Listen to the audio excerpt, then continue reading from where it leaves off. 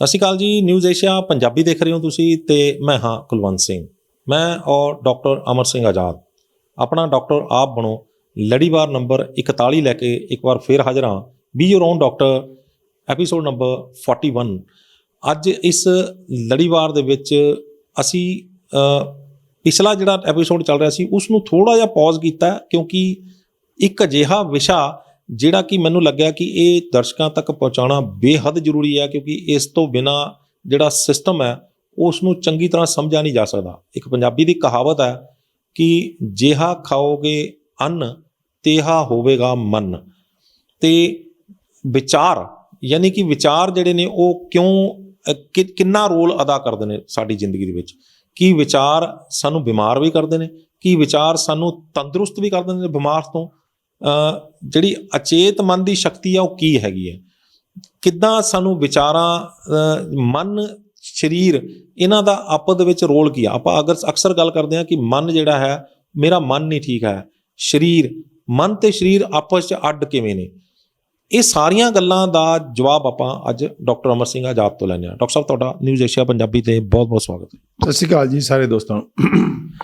Doctor ਸਾਹਿਬ ਲੰਘੇ ਦਿਨੀ ਜਦੋਂ ਆਪਾਂ ਇੱਕ ਵੀਡੀਓ ਬਣਾ ਰਹੇ ਸੀ ਤਾਂ ਉਹਦੇ 'ਚ ਤੁਸੀਂ ਗੱਲ ਕੀਤੀ ਸੀ ਕਿ ਹਰ ਰੋਜ਼ ਇੱਕ ਇਨਸਾਨ ਦੇ ਮਨ ਦੇ ਅੰਦਰ 60,000 ਵਿਚਾਰ ਆਉਂਦੇ ਨੇ ਅਤੇ ਉਹ 60,000 ਵਿਚਾਰ ਦੇ ਵਿੱਚੋਂ 55,000 ਵਿਚਾਰ ਜਿਹੜੇ ਨੇ ਉਹ ਬੇਕਾਰ ਹੁੰਦੇ ਨੇ, ਬਿਨਾਂ ਮਤਲਬ ਤੋਂ ਹੁੰਦੇ ਨੇ, ਉਹਦਾ ਕੋਈ ਲੈਣਾ ਦੇਣਾ ਨਹੀਂ ਹੁੰਦਾ। ਅਤੇ ਇਹਦਾ ਮਤਲਬ ਹੈ ਕਿ ਵਿਚਾਰਾਂ ਦਾ ਇੱਕ ਵੱਡਾ ਕੂੜਾ ਕਰਕਟ ਗੰਦਗੀ ਜਿਹੜੀ ਆ ਉਹ ਸਰੀਰ ਦੇ ਅੰਦਰ ਜਿਹੜੀ ਆ ਹਰ ਰੋਜ਼ ਆਉਂਦੀ ਹੈ। ਕੀ ਉਹਨੂੰ ਵੀ ਡਿਟੌਕਸੀਫਾਈ ਕਰਨ ਦੀ ਕੋਈ ਲੋੜ ਹੈ? ਕਿਉਂਕਿ ਇਹ ਡਿਟੌਕਸੀਫਿਕੇਸ਼ਨ ਦਾ ਪ੍ਰੋਸੈਸ ਜਿਹੜਾ ਇਹ ਆਯੁਰਵੇਦ ਦੇ ਵਿੱਚ ਇੱਕ ਬੜਾ ਵੱਡਾ ਇਹਦੇ ਵਿੱਚ ਦੱਸਿਆ ਗਿਆ ਕਿ ਜਦ ਤੱਕ ਆਪਾਂ ਸਰੀਰ 'ਚੋਂ ਗੰਦਗੀ ਬਾਹਰ ਨਹੀਂ ਕੱਢਾਂਗੇ ਉਦੋਂ ਤੱਕ ਆਪਣਾ ਸਰੀਰ ਤੰਦਰੁਸਤ ਨਹੀਂ ਹੋਏਗਾ। ਅਤੇ ਸਰੀਰ ਦੇ ਅੰਦਰ ਗੰਦਗੀ ਫਸ ਗਈ ਹੈ, ਉਹਦੇ ਕਰਕੇ ਹੀ ਸਰੀਰ ਦੇ ਵਿੱਚ ਸਾਰੇ ਰੋਗ ਆ ਰਹੇ ਨੇ। ਵਿਚਾਰਾਂ ਦੀ ਗੰਦਗੀ ਵੀ ਕਿਤੇ ਨਾ ਕਿਤੇ ਰੋਲ ਅਦਾ ਕਰਦੀ ਹੈ। ਕੁਲਵੰਤ ਜੀ, ਪਹਿਲਾਂ ਤਾਂ ਜਿਹੜੀ ਗੱਲ ਕਰਨ ਤੋਂ ਪਹਿਲਾਂ ਆਪਾਂ ਸਮਝੀਏ ਵਿਚਾਰ ਹੁੰਦਾ ਕੀ ਹੈ, ਕਿਉਂਕਿ ਜਦ ਤੱਕ ਆਪਾਂ ਉਹਨੂੰ ਨਹੀਂ ਸਮਝਾਂਗੇ ਤਦ ਤੱਕ ਆਪਾਂ ਨੂੰ ਇਹ ਗੱਲ ਸਮਝ ਨਹੀਂ ਆਉਣੀ ਕਿ ਆਪਾਂ ਫਿਰ ਵੀ ਜਿਵੇਂ ਵਿਚਾਰਾਂ ਨੂੰ ਗਾਲਾਂ ਕੱਢੀ ਜਾਵਾਂਗੇ, ਬੁਰੇ ਵਿਚਾਰ ਚੰਗੇ ਵਿਚਾਰ, ਅਤੇ ਕਿਸੇ ਦੇ ਕਹਾਂਗੇ ਵੀ ਇਹ ਤਾਂ ਬਹੁਤ ਭਲੇ ਵਿਚਾਰ ਨੇ, ਕਿਸੇ ਨੂੰ ਕਹਾਂਗੇ ਬੁਰੇ ਵਿਚਾਰ ਨੇ, ਤਾਂ ਇਹ ਕਿਤੇ ਨਾ ਕਿਤੇ ਆਪਾਂ ਉਲਝੇ ਰਹਾਂਗੇ ਅਤੇ ਉਹਦੇ 'ਚੋਂ ਸਿੱਟਾ ਕੱਢਣਾ ਬੜਾ ਔਖਾ ਹੋ ਜਾਏਗਾ। ਵਿਚਾਰ ਹੁਣ ਜਿਹੜੀ ਟੋਟਲ ਐਗਜ਼ਿਸਟੈਂਸ ਹੈ, ਟੋਟਲ ਕਾਸਮਿਕ ਟਰੂਥ ਹੈ, ਕਾਸਮਿਕ ਜਿਹੜੀ ਬ੍ਰਹਿਮੰਡ ਦੀ ਰਚਨਾ ਹੈ, ਬ੍ਰਹਿਮੰਡ ਦੀ ਹੋਂਦ ਹੈ, ਉਹਦੇ ਵਿੱਚ ਵਿਚਾਰ ਕੀ ਚੀਜ਼ ਨੇ। ਆਪਾਂ ਬਹੁਤ ਵਾਰੀ ਅੱਗੇ ਗੱਲ ਕਰ ਚੁੱਕੇ ਹਾਂ ਕਿ ਅਸੀਂ ਜਿਹੜੇ ਨੇ ਬਹੁਤ ਵੱਡੇ ਇੱਕ ਛਤਰ ਦੇ ਥੱਲੇ ਜਾਂ ਛਤਰ ਦੇ ਰਾਹੀਂ ਘੇਰੇ ਹੋਏ ਹਾਂ। ਉਹ ਹੈ ਊਰਜਾ ਦਾ ਸ਼ਕਲ, ਊਰਜਾ ਦਾ ਛਤਰ, ਯਾਨੀ ਕਿ ਊਰਜਾ ਦਾ ਭਰਿਆ ਹੋਇਆ ਆਕਾਸ਼। ਆਕਾਸ਼ ਦਾ ਮਤਲਬ ਖਾਲੀ ਥਾਂ, ਆਕਾਸ਼ ਦਾ ਮਤਲਬ ਉੱਪਰ ਨੀਲਾ ਅਸਮਾਨ ਨਹੀਂ। ਆਪਾਂ ਮੈਂ ਉਹਦੇ ਥੋੜ੍ਹੀ ਮਿੱਥ ਜੀ ਆਪਾਂ ਕ੍ਰੀਏਟ ਕਰਤੀ। ਜਦੋਂ ਆਪਾਂ ਆਕਾਸ਼ ਦੀ ਗੱਲ ਕਰਦੇ ਹਾਂ ਤਾਂ ਉਹ ਤੋਂ ਉਂਗਲ ਤੁੱਤੇ ਨੂੰ ਕਰ ਦਿੰਦੇ ਹਾਂ, ਉਹ ਕਿਤੇ ਨਾ ਕਿਤੇ ਗੜਬੜ ਹੋ ਗਈ। ਆਕਾਸ਼ ਦਾ ਮਤਲਬ ਸਭ ਸਾਡੇ ਆਲੇ ਦੁਆਲੇ ਜੋ ਉਹ ਅੰਤਹੀਨ ਇੱਕ ਜਿਹੜਾ ਊਰਜਾ ਦਾ ਫੈਲਿਆ ਹੋਇਆ ਆਕਾਸ਼ ਹੈ, ਫੀਲਡ ਹੈ। ਉਹਨੂੰ ਕੁਆਂਟਮ ਊਰਜਾ ਦਾ ਫੀਲਡ ਕਹਿੰਦੀ ਹੈ ਸਾਇੰਸ। ਉਹ ਜਿਹੜਾ ਅੰਤਹੀਨ ਹੈ, ਅੰਤਹੀਨ, ਉਹਦਾ ਕੋਈ ਔਰ ਨਹੀਂ, ਥੌਰ ਨਹੀਂ, ਨਾ ਉਹਦਾ ਕੋਈ ਬਿਗਨਿੰਗ ਹੈ, ਨਾ ਉਹਦਾ ਕੋਈ ਐਂਡ ਹੈ, ਨਾ ਉਹਦਾ ਕੋਈ ਕਦੋਂ ਜੰਮਿਆ ਕਦੋਂ ਮਰਿਆ, ਉਹ ਕੁਛ ਨਹੀਂ ਉਹਦਾ ਪਤਾ ਹੀ ਕੁਛ ਨਹੀਂ ਮਤਲਬ ਹੈ ਹੀ ਕੁਛ ਨਹੀਂ। ਉਹ ਅਮਰ ਹੈ, ਅਜ਼ਰ ਹੈ, ਅਨੰਤ ਹੈ। ਉਹ ਜੋ ਵੀ ਤੁਸੀਂ ਮਤਲਬ ਗੁਰਬਾਣੀ 'ਚ ਪਰਮਾਤਮਾ ਬਾਰੇ ਵਰਣਨ ਹੈ, ਸਾਰਾ ਉਹ ਵਰਣਨ ਅਸਲ 'ਚ ਉਸੇ ਜਿਹੜਾ ਕੁਆਂਟਮ ਊਰਜਾ ਦੇ ਜਿਹੜੇ ਫੀਲਡ ਦਾ, ਜਿਹਨੂੰ ਅਸੀਂ ਦੇਖਦੇ ਕਿੱਦਾਂ, ਸਾਨੂੰ ਕਿੱਦਾਂ ਦਿਖਦਾ ਸਾਡੇ ਆਲੇ ਦੁਆਲੇ ਜਿਹੜਾ ਖਾਲੀ ਆਕਾਸ਼ ਪਿਆ। ਇਹ ਖਾਲੀ ਆਕਾਸ਼ ਦੇਖੋ ਗੁਰੂਆ ਜੀ, ਆਪਾਂ ਨੂੰ ਲੱਗਦਾ ਕਿ ਮੇਰੇ ਕਮਰੇ 'ਚ, ਆਪਾਂ ਕਮਰੇ 'ਚ ਬੈਠੇ ਹਾਂ, ਆਪਾਂ ਨੂੰ ਲੱਗਦਾ ਵੀ ਆਪਣੇ ਕਮਰੇ ਦਾ ਖਾਲੀ ਆਕਾਸ਼ ਹੈ, ਇਹ ਕੋਈ ਅੱਡਰੀ ਚੀਜ਼ ਹੈ। ਇਹ ਕਮਰੇ ਦਾ ਆਕਾਸ਼ ਅਤੇ ਪੂਰੇ ਬ੍ਰਹਿਮੰਡ ਦਾ ਆਕਾਸ਼ ਇੱਕੋ ਹੀ ਹੈ। ਮਤਲਬ ਆਪਾਂ ਅੱਜ ਇੱਥੇ ਬੈਠੇ ਹਾਂ, ਆਪਣੇ ਕੋਲ ਇੱਕ ਤਾਂ ਇਹ ਊਰਜਾ ਦਾ ਭਰਿਆ ਹੋਇਆ ਆਕਾਸ਼ ਹੈ। ਉਸ ਆਕਾਸ਼ 'ਚ ਫਿਰ ਕਰੋੜਾਂ ਕਰੋੜ ਗਲੈਕਸੀਆਂ ਨੇ, ਹਰ ਗਲੈਕਸੀ 'ਚ ਕਰੋੜਾਂ ਕਰੋੜ ਤਾਰੇ ਨੇ।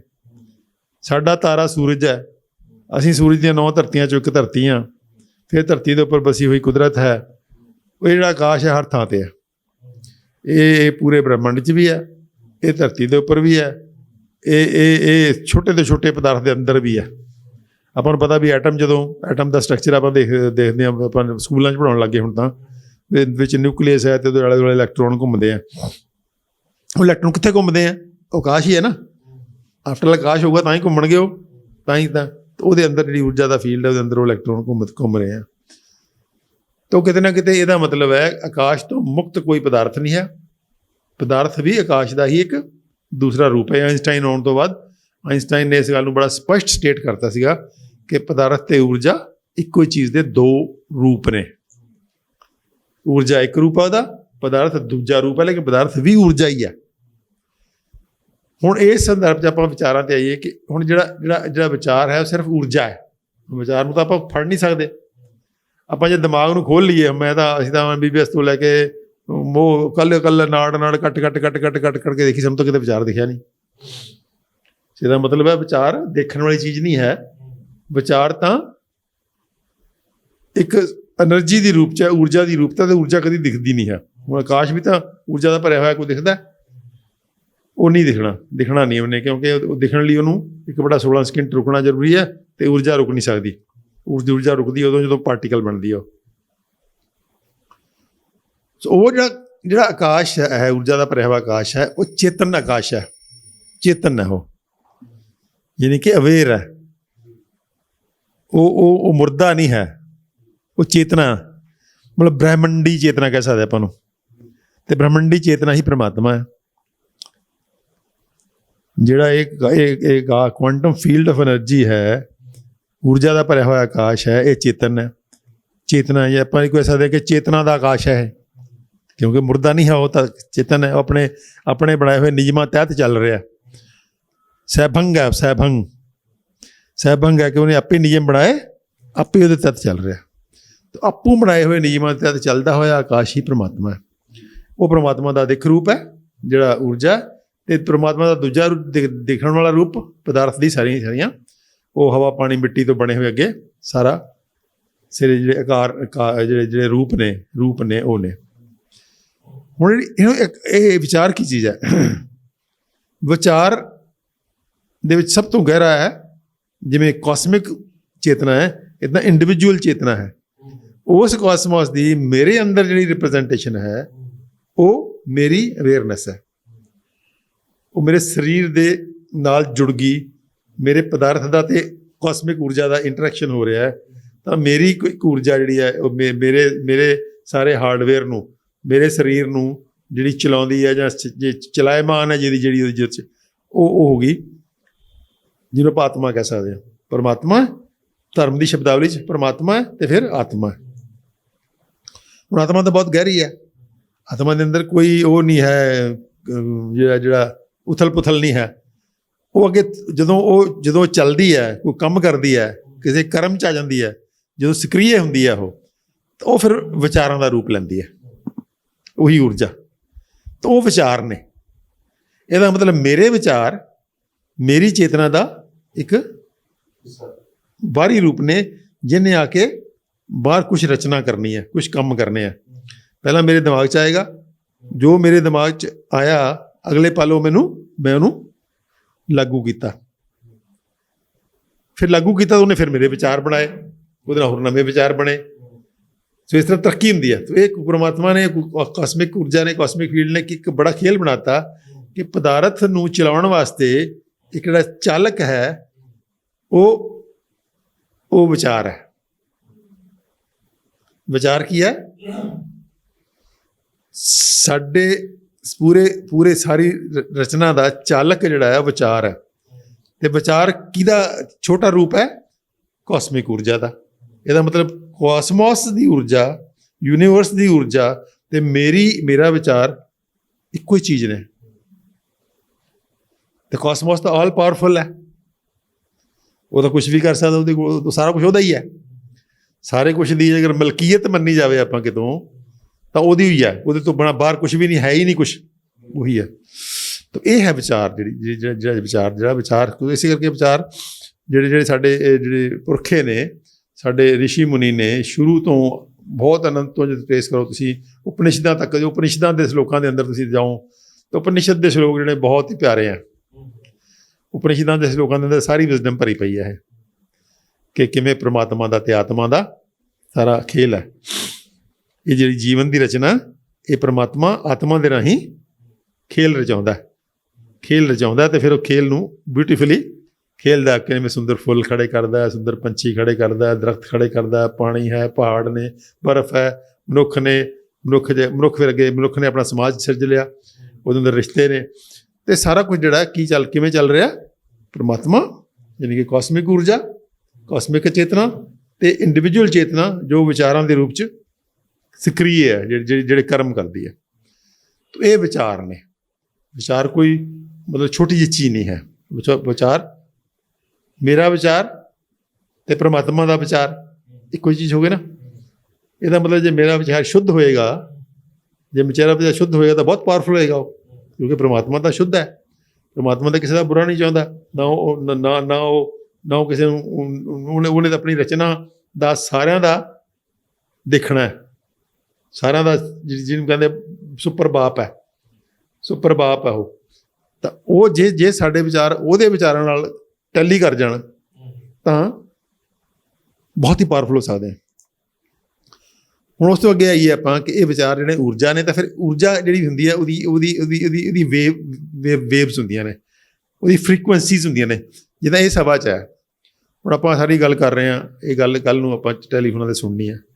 ਉਧਰੋਂ ਰੇਡੀਓ ਦੀਆਂ ਵੇਵਸ ਨੇ, ਉਧਰੋਂ ਇਹਦੀਆਂ ਵੇਵਸ ਨੇ, ਮਾਈਕ ਜਿਹੜੀ ਇਹਦੇ ਨਾਲ ਚੱਲਦੀਆਂ ਨੇ, ਟੀਵੀ ਦੀਆਂ ਵੇਵਸ ਨੇ, ਉਧਰੋਂ ਇੱਕ ਵੇਵਸ ਉੱਥੋਂ ਆ ਰਹੀਆਂ ਨੇ, ਸੂਰਜ ਤੋਂ ਆ ਰਹੀਆਂ ਨੇ, ਉਹ ਵੀ ਇੱਕ ਲਾਈਟ ਵੇਵਸ ਨੇ। ਕਈ ਕਿਸਮ ਦੀਆਂ ਵੇਵਸ ਨਾਲ ਸਾਰਾ ਜਿਹੜਾ ਆਕਾਸ਼ ਭਰਿਆ ਹੋਇਆ। ਲੇਕਿਨ ਹੁਣ ਆਪਾਂ ਜੇ ਮਤਲਬ ਟੀ ਵੀ ਦੇਖਦੀ ਹੋਏ, ਉਹਦੇ 'ਚ ਰੇਡੀਓ ਤਾਂ ਨਹੀਂ ਆਉਂਦਾ।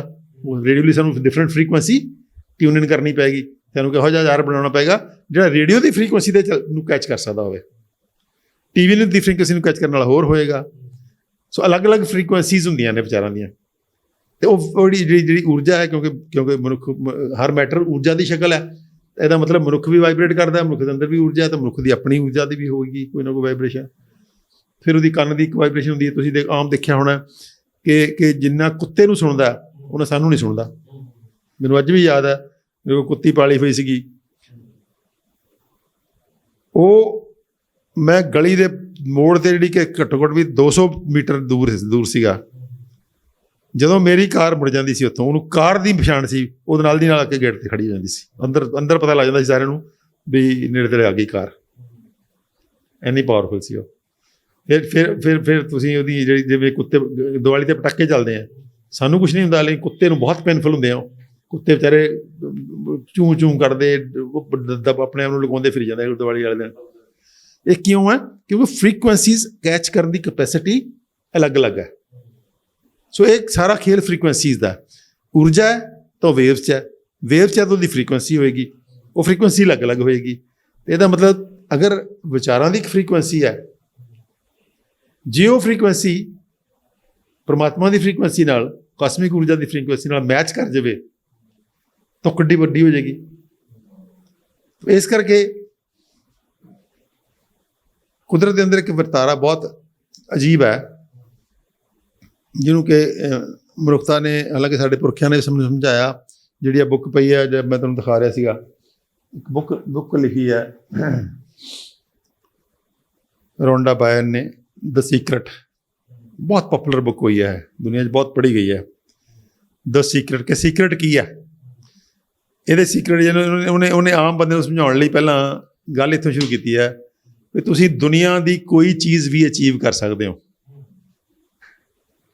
ਜਿੰਨਾ ਮਰਜ਼ੀ ਧਨ ਦੌਲਤ ਅਚੀਵ ਕਰ ਲਓ, ਜਿੰਨਾ ਮਰਜ਼ੀ, ਜੋ ਤੁਹਾਡੀ ਇੱਛਾ ਪੂਰੀ ਕਰ ਸਕਦੇ ਹੋ ਤੁਸੀਂ। ਇਹ ਸੀਕਰਟ ਹੈ, ਉਹਦਾ ਸੀਕਰਟ ਹੈ ਕਿ ਕੋਈ ਇੱਛਾ ਇਹੋ ਜਿਹੀ ਨਹੀਂ ਹੈ ਜਿਹੜੀ ਤੁਹਾਡੀ ਪੂਰੀ ਨਾ ਹੋਵੇ। ਇੱਕ ਗਰੀਬ ਆਦਮੀ ਕਰੋੜਾਂ ਰੁਪਏ ਦੀ ਇਮੈਜੀਨੇਸ਼ਨ ਕਰ ਲਵੇ ਤਾਂ ਕਰੋੜਾਂ ਰੁਪਏ ਵੀ ਕਮਾ ਲੂਗਾ। ਇੱਕ ਗਰੀਬ ਆਦਮੀ ਵੱਡੀ ਤੋਂ ਵੱਡੀ ਕਾਰ ਦੀ ਇਮੈਜੀਨੇਸ਼ਨ ਕਰ ਲਵੇ ਤਾਂ ਉਹ ਵੀ ਕਰ ਲਏਗਾ।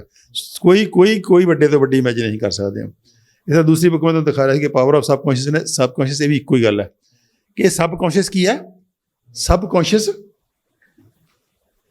ਉਸੇ ਕਾਸਮਿਕ ਊਰਜਾ ਦਾ ਗਹਿਰਾ ਰੂਪ ਹੈ ਤੇ ਜਿਹੜਾ ਸਾਡਾ ਬਾਹਰ ਦਿਖ ਰਹੇ ਵਿਚਾਰ ਨੇ ਉਹ ਥੋੜ੍ਹੇ ਜਿਹੇ ਸੁਪਰਫਿਸ਼ੀਅਲ ਨੇ।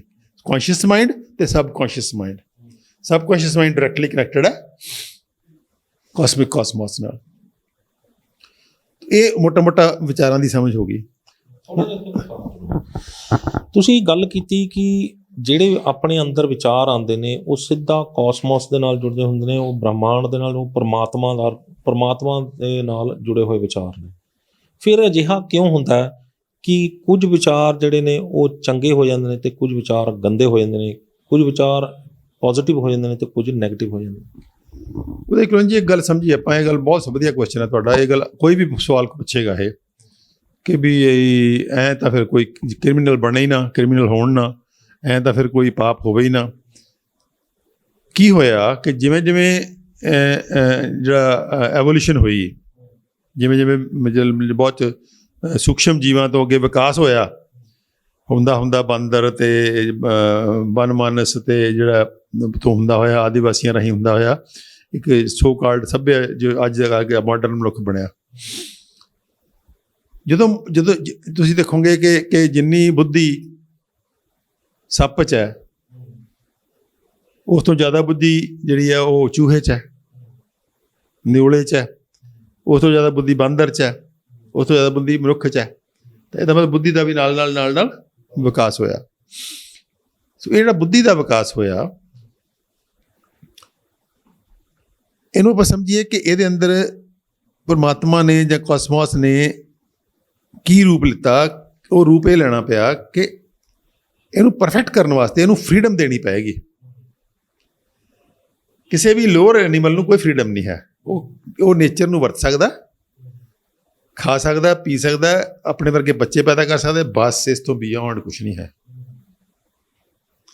ਅੱਗੇ ਜਿਹੜੇ ਕੁਛ ਜਾਨਵਰ ਆ ਗਏ ਜਿਨ੍ਹਾਂ ਨੂੰ ਖੇਲਣ ਦੀ ਸੈਂਸ ਹੈ, ਉਹ ਬਿਨਾਂ ਮਤਲਬ ਦੇ ਚੌੜ ਕਰਦੇ ਆ। ਤੁਸੀਂ ਦੇਖੋਗੇ ਬਾਂਦਰ ਚੌੜ ਕਰਦੇ ਮਿਲ ਜਾਣਗੇ, ਕੁੱਤੇ ਚੌੜ ਕਰਦੇ ਮਿਲ ਜਾਣਗੇ, ਈਵਨ ਪੰਛੀ ਕੁਛ ਚੌੜ ਕਰਦੇ ਮਿਲ ਜਾਣਗੇ। ਲੇਕਿਨ ਬਹੁਤ ਪ੍ਰਿਮਟਿਵ ਜਿਹੇ ਜਾਨਵਰ ਨੇ ਉਹ ਨਹੀਂ ਚੌੜ ਕਰਦੇ ਮਿਲਣਗੇ। ਤੁਹਾਨੂੰ ਗੜੋਆ ਚੌੜ ਕਰਦਾ ਨਹੀਂ ਮਿਲੇਗਾ, ਤੁਹਾਨੂੰ ਕੋਈ ਕੀਟ ਪਤੰਗਾ ਚੌੜ ਕਰਦਾ ਨਹੀਂ ਮਿਲੇਗਾ। ਕਈ ਮਤਲਬ ਬਿਨਾਂ ਮਤਲਬ ਦੇ ਤੁਹਾਨੂੰ ਜਿਹੜੇ ਹਰ ਐਨੀਮਲ ਨੇ ਥੋੜ੍ਹਾ ਜਿਹਾ ਚੌੜ ਕਰ ਲੈਣਗੇ, ਲੇਕਿਨ ਉਹਨਾਂ ਦੇ ਅੰਦਰ ਕਿਸੇ ਉਹ ਫਰੀਡਮ ਦਾ ਲੈਵਲ ਨਹੀਂ ਹੈ। ਸੋ ਮਨੁੱਖ ਤੱਕ ਆਉਂਦੇ ਪਰਮਾਤਮਾ ਨੇ ਜਾਂ ਕਾਸਮਿਕ ਊਰਜਾ ਨੇ ਜਿਹੜੀ ਕ੍ਰੀਏਸ਼ਨ ਕੀਤੀ, ਉਹਦੇ ਅੰਦਰ ਉਹਨੂੰ ਫਰੀਡਮ ਦਿੱਤੀ ਵੀ ਤੂੰ ਗਲਤ ਕੰਮ ਵੀ ਕਰ ਸਕਦਾ, ਤੂੰ ਪਾਪ ਵੀ ਕਰ ਸਕਦਾ, ਕਿਉਂਕਿ ਉਹ ਫਰੀਡਮ ਦੇਣੀ ਜ਼ਰੂਰੀ ਸੀ। ਜੇ ਉਹਨੂੰ ਫਰੀਡਮ ਨਹੀਂ ਦਿੰਦੇ ਤਾਂ ਉਹ ਵਿਕਾਸ ਨਹੀਂ ਕਰਦਾ। ਫਰੀਡਮ ਦਿਓਗੇ ਨਾ, ਜੇ ਮੈਨੂੰ ਕੋਈ ਫਰੀਡਮ ਹੀ ਨਾ ਦੇਵੇ, ਮੈਂ ਗਲਤੀ ਕਰਾਂ, ਤਾਂ ਫਿਰ ਮੈਂ ਚੰਗਾ ਕੰਮ ਵੀ ਨਹੀਂ ਕਰ ਸਕਦਾ। ਫਿਰ ਦੋਨੋਂ ਪਾਸੇ ਦੀ ਫਰੀਡਮ ਖਤਮ ਹੋ ਗਈ ਨਾ। ਜੇ ਮੇਰੀ ਫਰੀਡਮ ਨਹੀਂ ਹੈ ਤਾਂ ਦੋਨੋਂ ਪਾਸੇ ਦੀ ਫਰੀਡਮ ਨਹੀਂ ਹੈ। ਚੰਗਾ ਕਰਨ ਦੀ ਫਰੀਡਮ ਵੀ ਨਹੀਂ ਹੈ ਮੇਰੇ ਕੋਲ, ਮਾੜਾ ਕਰਨ ਦੀ ਫਰੀਡਮ ਨਹੀਂ ਹੈ। ਜੇ ਤੁਹਾਨੂੰ ਚੰਗਾ ਕਰਨ ਦੀ ਫਰੀਡਮ ਦੇਣੀ ਹੈ ਤਾਂ ਮਤਲਬ ਤੁਹਾਡੀ ਕੈਪੈਸਿਟੀ ਉਨੀ ਬਣਾਉਣੀ ਪਏਗੀ ਨਾ ਕਿ ਤੁਸੀਂ ਮਾੜਾ ਵੀ ਕਰ ਸਕਦੇ ਹੋ। ਉੱਥੋਂ ਸਾਰੀ ਡਾਇਵਰਸਿਟੀ ਪੈਦਾ ਹੋ ਗਈ। ਸੋ ਉਹਨੂੰ ਆਪਾਂ ਸਮਝੀਏ ਕਿ ਮਨੁੱਖ ਦੇ ਅੰਦਰ ਜਿਹੜਾ ਵਿਕਾਸ ਹੋ ਗਿਆ, ਮਨੁੱਖ ਨੂੰ ਆਪਣੀ ਮਨਮਰਜ਼ੀ ਕਰਨ ਦੀ ਲਿਬਰਟੀ ਦੇਤੀ ਚੇਤਨਾ ਨੇ। ਤੂੰ ਆਪਣੀ ਮਨਮਰਜ਼ੀ ਕਰ ਸਕਦਾ। ਉਹ ਮਨੁੱਖ ਫਿਰ ਜਦੋਂ ਮੈਂ ਤੇ ਆ ਜਾਂਦਾ, ਫਿਰ ਉਹ ਮਨਮਰਜ਼ੀਆਂ ਕਰਦਾ। ਜਦ ਤੱਕ ਤਾਂ ਇਹ ਸਮਝੇ ਕਿ ਮੈਂ ਇੱਕ ਹੋਲ ਦਾ ਪਾਰਟ ਹਾਂ, ਫਿਰ ਉਹ ਮਨਮਰਜ਼ੀ ਨਹੀਂ ਕਰੇਗਾ, ਫਿਰ ਉਹਦੇ ਨਿਯਮਾਂ ਨੂੰ ਫੋਲੋ ਕਰਾ। ਅੱਜ ਤੁਸੀਂ ਦੇਖੋ, ਅੱਜ ਦਾ ਮਨੁੱਖ ਤਾਂ ਬਿਲਕੁਲ ਹੀ ਜਿਹਨੂੰ ਕਹਿੰਦਾ ਪਾਗਲ ਹੋ ਗਿਆ ਹੋਇਆ। ਮਤਲਬ ਬੱਚੇ, ਨਿੱਕੇ ਬੱਚੇ, ਉਹ ਕਹੂਗਾ ਮੇਰੀ ਮਰਜ਼ੀ। ਕੋਈ ਸਮਾਜ ਦਾ ਰੂਲ ਨਹੀਂ ਅਡਾਪਟ ਕਰਨਾ ਉਹਨਾਂ ਨੇ ਮੰਨਣਾ, ਕੋਈ ਪਰਿਵਾਰ ਦਾ ਰੂਲ ਨਹੀਂ ਮੰਨਣਾ। ਫਿਰ ਮਤਲਬ ਗਲਤੀਆਂ ਕਰਨੀਆਂ ਨੇ, ਫਿਰ ਧੱਕੇ ਖਾਣੇ ਆ, ਫਿਰ ਰੁਲਣਾ, ਉਹ ਵੱਖਰੀ ਗੱਲ ਹੈ। ਲੇਕਿਨ ਰੂਲ ਨਹੀਂ ਫੋਲੋ ਕਰਨਗੇ ਕੋਈ, ਉਹਨਾਂ ਨੂੰ ਮਤਲਬ ਫਰੀਡਮ ਇੰਨੀ ਜ਼ਿਆਦਾ। ਉਹ ਫਰੀਡਮ ਦੀ ਜਿਹੜੀ ਵਲਗਰ ਫਾਰਮ ਹੈ। ਜੇ ਉਹ ਵਿਅਕਤੀ ਉਸ ਦਾਇਰੇ 'ਚ ਰਵੇ ਕਿ ਮੈਂ ਇੱਕ ਵੀਨੈਸ ਦਾ ਪਾਰਟ ਹਾਂ, ਮੇਰੇ ਆਲੇ ਦੁਆਲੇ 4-10 ਮਨੁੱਖ ਹੋਰ ਨੇ, ਮੇਰੀ ਪਰਿਵਾਰ ਹੈ, ਫਿਰ ਮੇਰਾ ਅੱਗੇ ਸਮਾਜਿਕ ਰਿਸ਼ਤੇ ਨੇ, ਫਿਰ ਕੁਦਰਤ ਨਾਲ ਮੇਰੇ ਰਿਸ਼ਤੇ ਨੇ, ਫਿਰ ਮੇਰੇ ਸੂਰਜ ਦੇ ਹੋਰ ਨਛੱਤਰਾਂ ਗ੍ਰਹਿਆਂ ਨਾਲ ਰਿਸ਼ਤੇ ਨੇ, ਫਿਰ ਮੇਰੇ ਹੋਰ ਸੂਰਜ ਦੇ ਹੋਰ ਤਾਰਿਆਂ ਨਾਲ, ਇਸ ਗਲੈਕਸੀ ਦੇ ਜਿਹੜੀ ਸਾਡੀ ਗਲੈਕਸੀ ਮਿਲਕੀ ਵੇ ਹੈ, ਇਹਦੇ ਹੋਰ ਤਾਰਿਆਂ ਨਾਲ ਰਿਸ਼ਤੇ ਨੇ, ਫਿਰ ਹੋਰ ਗਲੈਕਸੀਆਂ ਨਾਲ ਰਿਸ਼ਤੇ ਨੇ, ਫਿਰ ਉਹ ਪਰਮਾਤਮਾ ਜਿਹੜੀ ਅਦਿੱਖ ਰੂਪ ਹੈ, ਕਾਸਮਿਕ ਊਰਜਾ, ਉਹਦੇ ਨਾਲ ਰਿਸ਼ਤਾ ਹੈ। ਮੈਂ ਤਾਂ ਇੰਡੀਪੈਂਡੈਂਟ ਨਹੀਂ ਹਾਂ। ਸੋ ਮੈਂ ਜੇ ਅਗਰ ਇੰਡੀਪੈਂਡੈਂਟ ਨਹੀਂ ਹਾਂ ਤਾਂ ਮੈਨੂੰ ਇਹਨਾਂ ਲੌਜ਼ ਨੂੰ ਸਮਝਣਾ ਬੇਹੱਦ ਜ਼ਰੂਰੀ ਆ। ਜੇ ਮੈਂ ਲੌਜ਼ ਨੂੰ ਨਹੀਂ ਸਮਝਾਂਗਾ ਤਾਂ ਮੈਂ ਬੇਵਕੂਫੀਆਂ ਕਰਾਂਗਾ ਅਤੇ ਡਿਸਟਰਕਟਿਵ ਹੋ ਜਾਊਂਗਾ ਮੈਂ। ਉਹ ਜਿਹੜੀ ਡਿਸਟਰਕਟਿਵ ਹੋਣ ਦੀ ਫਰੀਡਮ ਦਿੱਤੀ ਹੈ ਪਰਮਾਤਮਾ ਨੇ, ਉਹਨੂੰ ਅਗਰ ਜੇ ਤੁਸੀਂ ਰੋਕਣਾ ਹੈ ਤਾਂ ਸਾਨੂੰ ਇਸ ਰਿਐਲਿਟੀ ਨੂੰ ਜਾਣਨਾ ਬੇਹੱਦ ਜ਼ਰੂਰੀ ਹੈ। ਅਤੇ ਅੱਜ ਤੁਸੀਂ ਆਪਾਂ ਦੇਖ ਰਹੇ ਹੋ ਵੀ ਇਸ ਰਿਐਲਿਟੀ ਨੂੰ ਨਾ ਜਾਣਨ ਕਰਕੇ ਕਿੱਡੇ ਹੀਨੀਅਸ ਕ੍ਰਾਈਮਸ ਹੋ ਰਹੇ ਆ, ਕਿੱਡੇ ਸਫਰਿੰਗਸ ਹੋ ਰਹੀਆਂ ਨੇ, ਕਿੱਡੇ ਲੋਕ ਜਿਹੜੇ ਨੇ ਬਲੰਡਰਾਂ ਮਾਰ ਰਹੇ ਆ। ਬਲੰਡਰਾਂ ਮਾਰ ਰਹੇ ਆ। ਉਹ ਮਤਲਬ ਆਪਣੀਆਂ ਮਨਮਰਜ਼ੀਆਂ ਕਰਦੇ, ਕਿੱਦਾਂ ਜਿਹੜੀਆਂ ਸੋ ਕਾਲਡ ਲਵ ਮੈਰਿਜਸ ਨੇ, ਉਹ ਕਿੱਦਾਂ ਬੱਚੇ ਆਪਣੀ ਅਟਰੈਕਟ ਹੋ ਕੇ ਕਿਸੇ ਵੱਲ ਅਤੇ ਕਿੱਦਾਂ ਦੀ ਕਰ ਰਹੇ ਆ, ਫਿਰ ਮੁੜ ਕੇ ਪਛਤਾਉਂਦੇ ਆ, ਫਿਰ ਕੋਰਟਾਂ 'ਚ ਡਿਵੋਰਸ ਕੇਸ ਹੋਈ ਜਾਂਦੇ ਆ। ਉਹ ਆਹ ਕੁਛ ਹੋ ਰਿਹਾ ਸਮਾਜ ਦੇ ਅੰਦਰ, ਆਪਾਂ ਦੇਖ ਰਹੇ ਹਾਂ। ਉਹ ਕਿੱਥੋਂ ਹੋ ਰਿਹਾ ਕਿ ਮੈਨੂੰ ਬਹੁਤ ਵੱਡਾ ਕਰ ਲਿਆ, ਮੈਂ ਇਹਨੂੰ ਐਡਾ ਵੱਡਾ ਕਰ ਲਿਆ ਵੀ ਇਹਨੂੰ ਲੱਗਦਾ ਮੈਂ ਹੀ ਹਾਂ। ਮੈਨੂੰ ਕਿਵੇਂ ਕਿ ਰੁਕ ਜੇ, ਨਾ ਮੇਰਾ ਖਾਣ 'ਚ ਕੋਈ ਡਿਸਿਪਲਨ, ਨਾ ਮੇਰਾ ਕੋਈ ਰਹਿਣ ਸਹਿਣ 'ਚ ਡਿਸਿਪਲਨ, ਨਾ ਕੋਈ ਉੱਠਣ 'ਚ ਡਿਸਿਪਲਨ, ਨਾ ਕੋਈ ਜਾਗਣ 'ਚ ਡਿਸਿਪਲਨ, ਨਾ ਕੋਈ ਡਿਸਿਪਲਨ ਨਹੀਂ, ਨਾ ਕੱਪੜੇ ਪਾਉਣ 'ਚ ਡਿਸਿਪਲਨ, ਨਾ ਕੱਪੜੇ ਲਾਉਣ 'ਚ ਡਿਸਿਪਲਨ। ਕੋਈ ਡਿਸਿਪਲਨ ਨਾ ਫੋਲੋ ਕਰਾਂ ਮੈਂ। ਉਹ ਡਿਸਿਪਲਨ ਤਾਂ ਫੋਲੋ ਕਰੂੰਗਾ ਜੇ ਮੈਨੂੰ ਇਹ ਮੇਰੇ ਬੁੱਧੀ 'ਚ ਇਹ ਗੱਲ ਦੀ ਚੇਤਨਾ ਹੋਏਗੀ ਕਿ ਮੈਂ ਇੱਕ ਵੱਡੀ ਬੂਈਨੈਸ ਦਾ ਹਿੱਸਾ, ਮੈਂ ਵੱਡੀ ਬੂਈਨੈਸ ਦਾ ਹਿੱਸਾ, ਅਤੇ ਮੈਂ ਬੂਈਨੈਸ ਦੇ ਨਿਯਮਾਂ ਦੇ ਅਧੀਨ ਹਾਂ। ਬਸ ਨਿਯਮਾਂ ਨੂੰ ਵਾਇਲੇਟ ਨਾ ਕਰਾਂ। ਇਹ ਇੱਥੋਂ ਜਿਹੜੀ ਤੁਸੀਂ ਸਵਾਲ ਕੀਤਾ ਸੀਗਾ, ਇੱਥੋਂ ਉਹਦਾ ਓਰੀਜਨ ਹੋਇਆ ਕਿ ਉਹ ਜੀ ਫਰੀਡਮ ਮਿਲੀ। ਉਹ ਫਰੀਡਮ ਦੀ ਜਦੋਂ ਅਸੀਂ ਦੁਰਵਰਤੋਂ ਕਰਦੇ ਹਾਂ, ਅਤੇ ਉਹ ਦੁਰਵਰਤੋਂ ਕਾਹਦੇ ਲਈ ਕਰਦੇ ਹਾਂ? ਆਪਣੇ ਆਪ ਨੂੰ ਅਲੱਗ ਸਮਝ ਕੇ ਛੀਨਾ ਝਪਟੀ ਜਾਂ ਮਨ ਮਰਜ਼ੀ, ਉਹ ਜਦੋਂ ਕਰਦੇ ਹਾਂ ਤਾਂ ਉਹਦੇ 'ਚੋਂ ਫਿਰ ਸਾਰਾ ਜਿਹੜਾ ਨਿਕਲਦਾ, ਜਿਹੜਾ ਤੁਸੀਂ ਕਹਿ ਰਹੇ ਸੀਗੇ, ਉਹ ਕਿਵੇਂ ਇੱਦਾਂ ਹੋ ਜਾਂਦਾ ਹੈ ਕਿ ਜਿਹੜੇ ਲੋਕ ਨੇ ਉਹ ਅਗੜ ਦੁਗੜੇ ਕਿਸਮ ਦੇ ਮਾੜੇ ਕੰਮ ਵੀ ਕਰਦੇ ਆ, ਗੰਦੇ ਕੰਮ ਵੀ ਕਰਦੇ ਆ, ਅਤੇ ਫਿਰ ਇਹਦਾ ਕੋਈ ਕੰਮ ਮਾੜਾ ਹੋਣਾ ਨਹੀਂ ਚਾਹੀਦਾ। ਸੋ ਇਹ ਹੁੰਦੇ ਮਾੜੇ ਕੰਮ, ਇੱਦਾਂ ਮਾੜੇ ਹੁੰਦੇ ਨੇ। ਹੁਣ ਇਹ ਦੱਸੋ ਕਿ ਜਦੋਂ ਬੰਦੇ ਦੇ ਅੰਦਰ ਨੈਗੇਟਿਵ ਵਿਚਾਰ ਆਉਂਦੇ ਨੇ ਤਾਂ ਸਰੀਰ ਬਿਮਾਰ ਹੋਣ ਲੱਗ ਜਾਂਦਾ, ਆਤਮਾ ਬਿਮਾਰ ਹੋਣ ਲੱਗ ਜਾਂਦੀ ਹੈ, ਸਮਾਜ ਬਿਮਾਰ ਹੋਣ ਲੱਗ ਜਾਂਦਾ, ਅਤੇ ਸਿਸਟਮ ਜਿਹੜਾ ਉਹ ਸਾਰਾ ਜਿਹੜਾ ਉਹ ਖਰਾਬ ਹੋ ਜਾਂਦਾ। ਥੋੜ੍ਹਾ ਜਿਹਾ ਇਸ 'ਤੇ ਵਿਸਥਾਰ ਪਾਓ। ਜੇ ਅਸੀਂ ਇਹਨੂੰ ਇੱਕ ਪੈਰਾਮੀਟਰ ਰੱਖ ਲਈਏ ਕਿ ਵਿਚਾਰ ਹੀ ਕ੍ਰੀਏਟ ਕਰਦੇ ਨੇ, ਇਸ ਰਿਐਲਿਟੀ ਨੂੰ ਪਹਿਲਾਂ ਅਸੀਂ ਮੰਨ ਲਈਏ, ਸਮਝ ਲਈਏ, ਕਿਉਂਕਿ ਇਹ ਗੱਲ ਜਿਹੜੀ ਨਾ ਆਪਣੇ ਕਹਿਣ ਨਾਲ ਸ਼ਾਇਦ ਇੱਕਦਮ ਕੋਈ ਬਹੁਤੇ ਲੋਕ ਨਾ ਮੰਨਣ, ਕਿਉਂਕਿ ਗੱਲ ਨਵੀਂ ਹੈ ਬਿਲਕੁਲ ਹੀ ਉਹਨਾਂ ਵਾਸਤੇ। ਬਹੁਤੇ ਲੋਕਾਂ ਲਈ ਨਵੀਂ ਹੋਏਗੀ। ਸੀਕ੍ਰੇਟ ਬੁੱਕ ਕਿੰਨਿਆਂ ਕੁ ਨੇ ਪੜ੍ਹੀ ਹੋਣੀ ਹੈ ਅਤੇ ਕਿੰਨਿਆਂ ਨੇ ਦੇਖੀ ਹੋਣੀ। ਸੀਕ੍ਰੇਟ ਦੀ ਫਿਲਮ ਵੀ ਹੈਗੀ ਹੈ। ਮੈਂ ਸਾਰੇ ਦੋਸਤਾਂ ਨੂੰ ਦੱਸਦਾ ਕਿ ਇਸ ਬੁੱਕ 'ਤੇ ਫਿਲਮ ਬਣ ਚੁੱਕੀ ਹੈ ਬਹੁਤ ਪਹਿਲਾਂ ਹੀ। ਉਸ ਫਿਲਮ ਦਾ ਹਿੰਦੀ ਵਰਸ਼ਨ ਵੀ ਆ ਚੁੱਕਿਆ, ਦ ਸੀਕ੍ਰੇਟ ਹਿੰਦੀ ਵਰਸ਼ਨ ਵੀ ਅਵੇਲੇਬਲ ਹੈ YouTube 'ਤੇ। ਸੋ ਮੈਂ ਸਾਰਿਆਂ ਨੂੰ ਬੇਨਤੀ ਕਰਾਂਗਾ ਕਿ ਹਿੰਦੀ ਵਰਸ਼ਨ ਜਿਹੜਾ, ਜੇ ਤੁਹਾਨੂੰ ਅੰਗਰੇਜ਼ੀ ਨਹੀਂ ਸਮਝ ਆਉਂਦੀ ਤਾਂ ਓਰੀਜਨਲ ਹਿੰਦੀ ਫਿਲਮ ਜਿਹੜੀ ਫਿਲਮ ਹੈ ਦ ਸੀਕ੍ਰੇਟ, ਅੰਗਰੇਜ਼ੀ 'ਚ ਹੈ, ਦ ਸੀਕ੍ਰੇਟ ਦੇ ਹਿੰਦੀ ਵਰਸ਼ਨ ਵੀ ਹੈਗਾ। ਤਾਂ ਉਹਨੂੰ ਪੜ੍ਹਨ, ਉਹਦੇ ਜਿਹੜਾ ਉਹ ਲਾਅ ਆਫ ਅਟਰੈਕਸ਼ਨ ਦੀ ਗੱਲ ਹੁੰਦੀ ਹੈ ਸਾਰੀ, ਲਾਅ ਆਫ ਅਟਰੈਕਸ਼ਨ ਦੇ ਨਾਲ ਦੁਆਲੇ ਘੁੰਮਦਾ ਕਿ ਜਿਹੜੀ ਪੂਰੀ ਸ੍ਰਿਸ਼ਟੀ ਹੈ ਲਾਅ ਆਫ ਅਟਰੈਕਸ਼ਨ 'ਤੇ ਖੜੀ ਹੈ। ਹੁਣ ਲਾਅ ਆਫ ਅਟਰੈਕਸ਼ਨ ਕੀ ਹੈ? ਲਾਅ ਆਫ ਅਟਰੈਕਸ਼ਨ ਕਹਿੰਦਾ ਹੈ ਕਿ ਜਿੱਦਾਂ ਦਾ ਤੁਸੀਂ ਥਾਟਸ ਰੱਖੋਗੇ ਉੱਦਾਂ ਦੀ ਆਸੇ ਪਾਸੇ ਜਿੱਦਾਂ ਢੋਲਕ ਹੈ, ਢੋਲਕ ਦੀ ਉਦਾਹਰਨ ਬੜੀ ਪਿਆਰੀ ਹੈ। ਢੋਲ ਆ ਵੱਡਾ ਸਾਰਾ, ਢੋਲ 'ਤੇ ਮਾੜਾ ਡੱਗਾ ਮਾਰਦੇ ਆਪਾਂ, ਕਿੱਡੀ ਉੱਚੀ ਬੋਲਦਾ ਨਾ।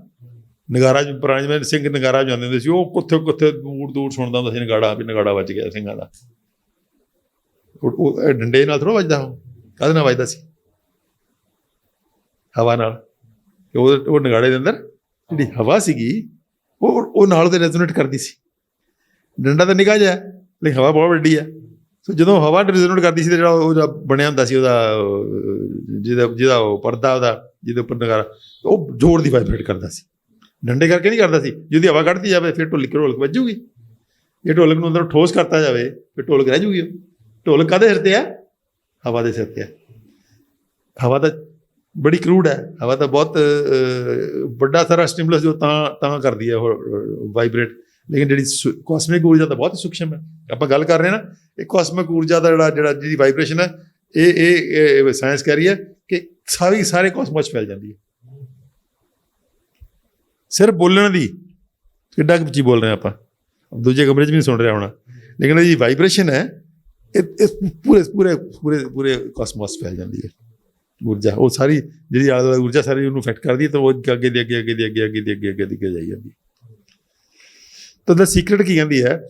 ਸੀਕ੍ਰੇਟ ਕਹਿੰਦੀ ਹੈ ਕਿ ਜਿੱਦਾਂ ਦੇ ਤੁਸੀਂ ਥਾਟਸ ਹੈਗੇ ਆ ਤੁਹਾਡੇ, ਉਹੀ ਥਾਟਸ ਜਿਹੜੇ ਨੇ ਉਹ ਮਲਟੀਪਲਾਈ ਹੋ ਕੇ ਉਹ ਰਿਐਲਿਟੀ ਬਣਨਗੇ। ਉਹ ਉੱਦਾਂ ਦਾ ਤੁਹਾਡੇ ਵੱਲ ਖਿੱਚਣਾ ਸ਼ੁਰੂ ਹੋ ਜਾਊਗਾ।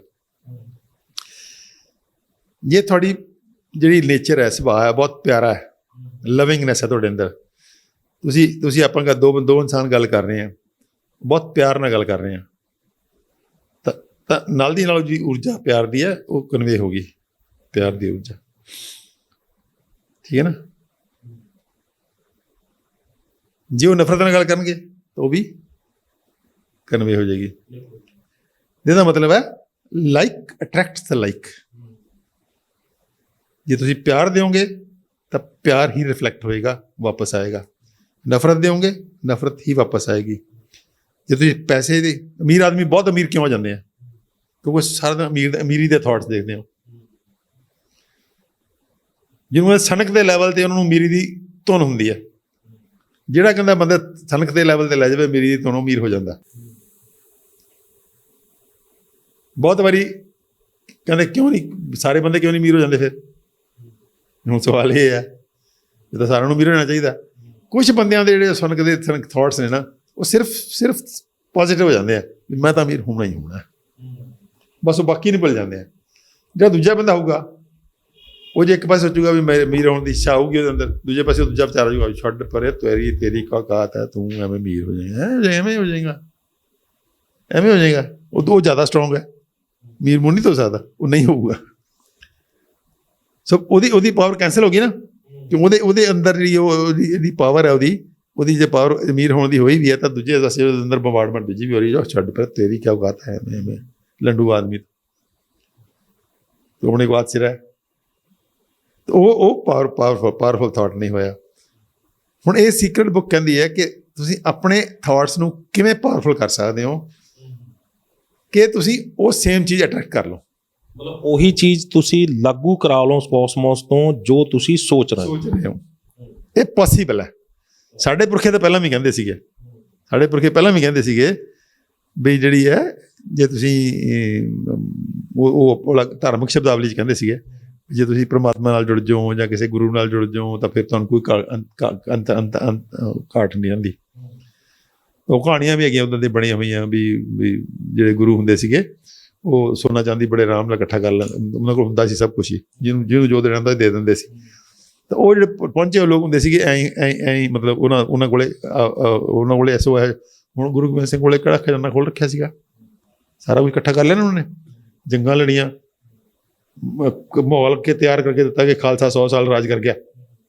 ਦੇਖੋ ਕਿੱਡਾ ਵੱਡਾ ਮਾਹੌਲ ਸਿਰਜਤਾ, ਕਿਵੇਂ ਸਿਰਜਤਾ। ਪਾਵਰ ਥਾਟ ਦੀ ਹੈ ਨਾ। ਗੁਰੂ ਗੋਬਿੰਦ ਸਿੰਘ ਥਾਟ ਆ ਵੀ ਵਿਸਾਖੀ ਤੇ ਖਾਲਸਾ ਸਿਰਜਣਾ, ਇਹਦੇ ਬਿਨਾਂ ਚੱਲਣਾ ਨਹੀਂ ਕੰਮ। ਹੁਣ ਵੀ ਹੁਣ ਠੀਕ ਹੈ, ਸਾਡੇ ਨੌ ਗੁਰੂਆਂ ਨੇ ਪਹਿਲਾਂ ਕੁਰਬਾਨੀਆਂ ਦੇ ਕੇ ਵੀ ਦੇਖ ਲਈਆਂ, ਘੁੰਮ ਫਿਰ ਕੇ ਵੀ ਦੇਖ ਲਿਆ, ਪ੍ਰਚਾਰ ਕਰਕੇ ਵੀ ਦੇਖ ਲਿਆ, ਗੱਲ ਨਹੀਂ ਬਣੀ। ਹੁਣ ਖਾਲਸਾ ਸਿਰਜ ਕੇ ਗੱਲ ਬਣੂਗੀ। ਉਹ ਇੰਨਾ ਪਾਵਰਫੁਲ ਕਰ ਲਿਆ ਉਹਨਾਂ ਨੇ ਆਪਣਾ ਸੰਕਲਪ ਜਿਹੜਾ ਸੀਗਾ ਕਿ ਉਹਨਾਂ ਨੇ ਫਿਰ ਉਹ ਕੀਤਾ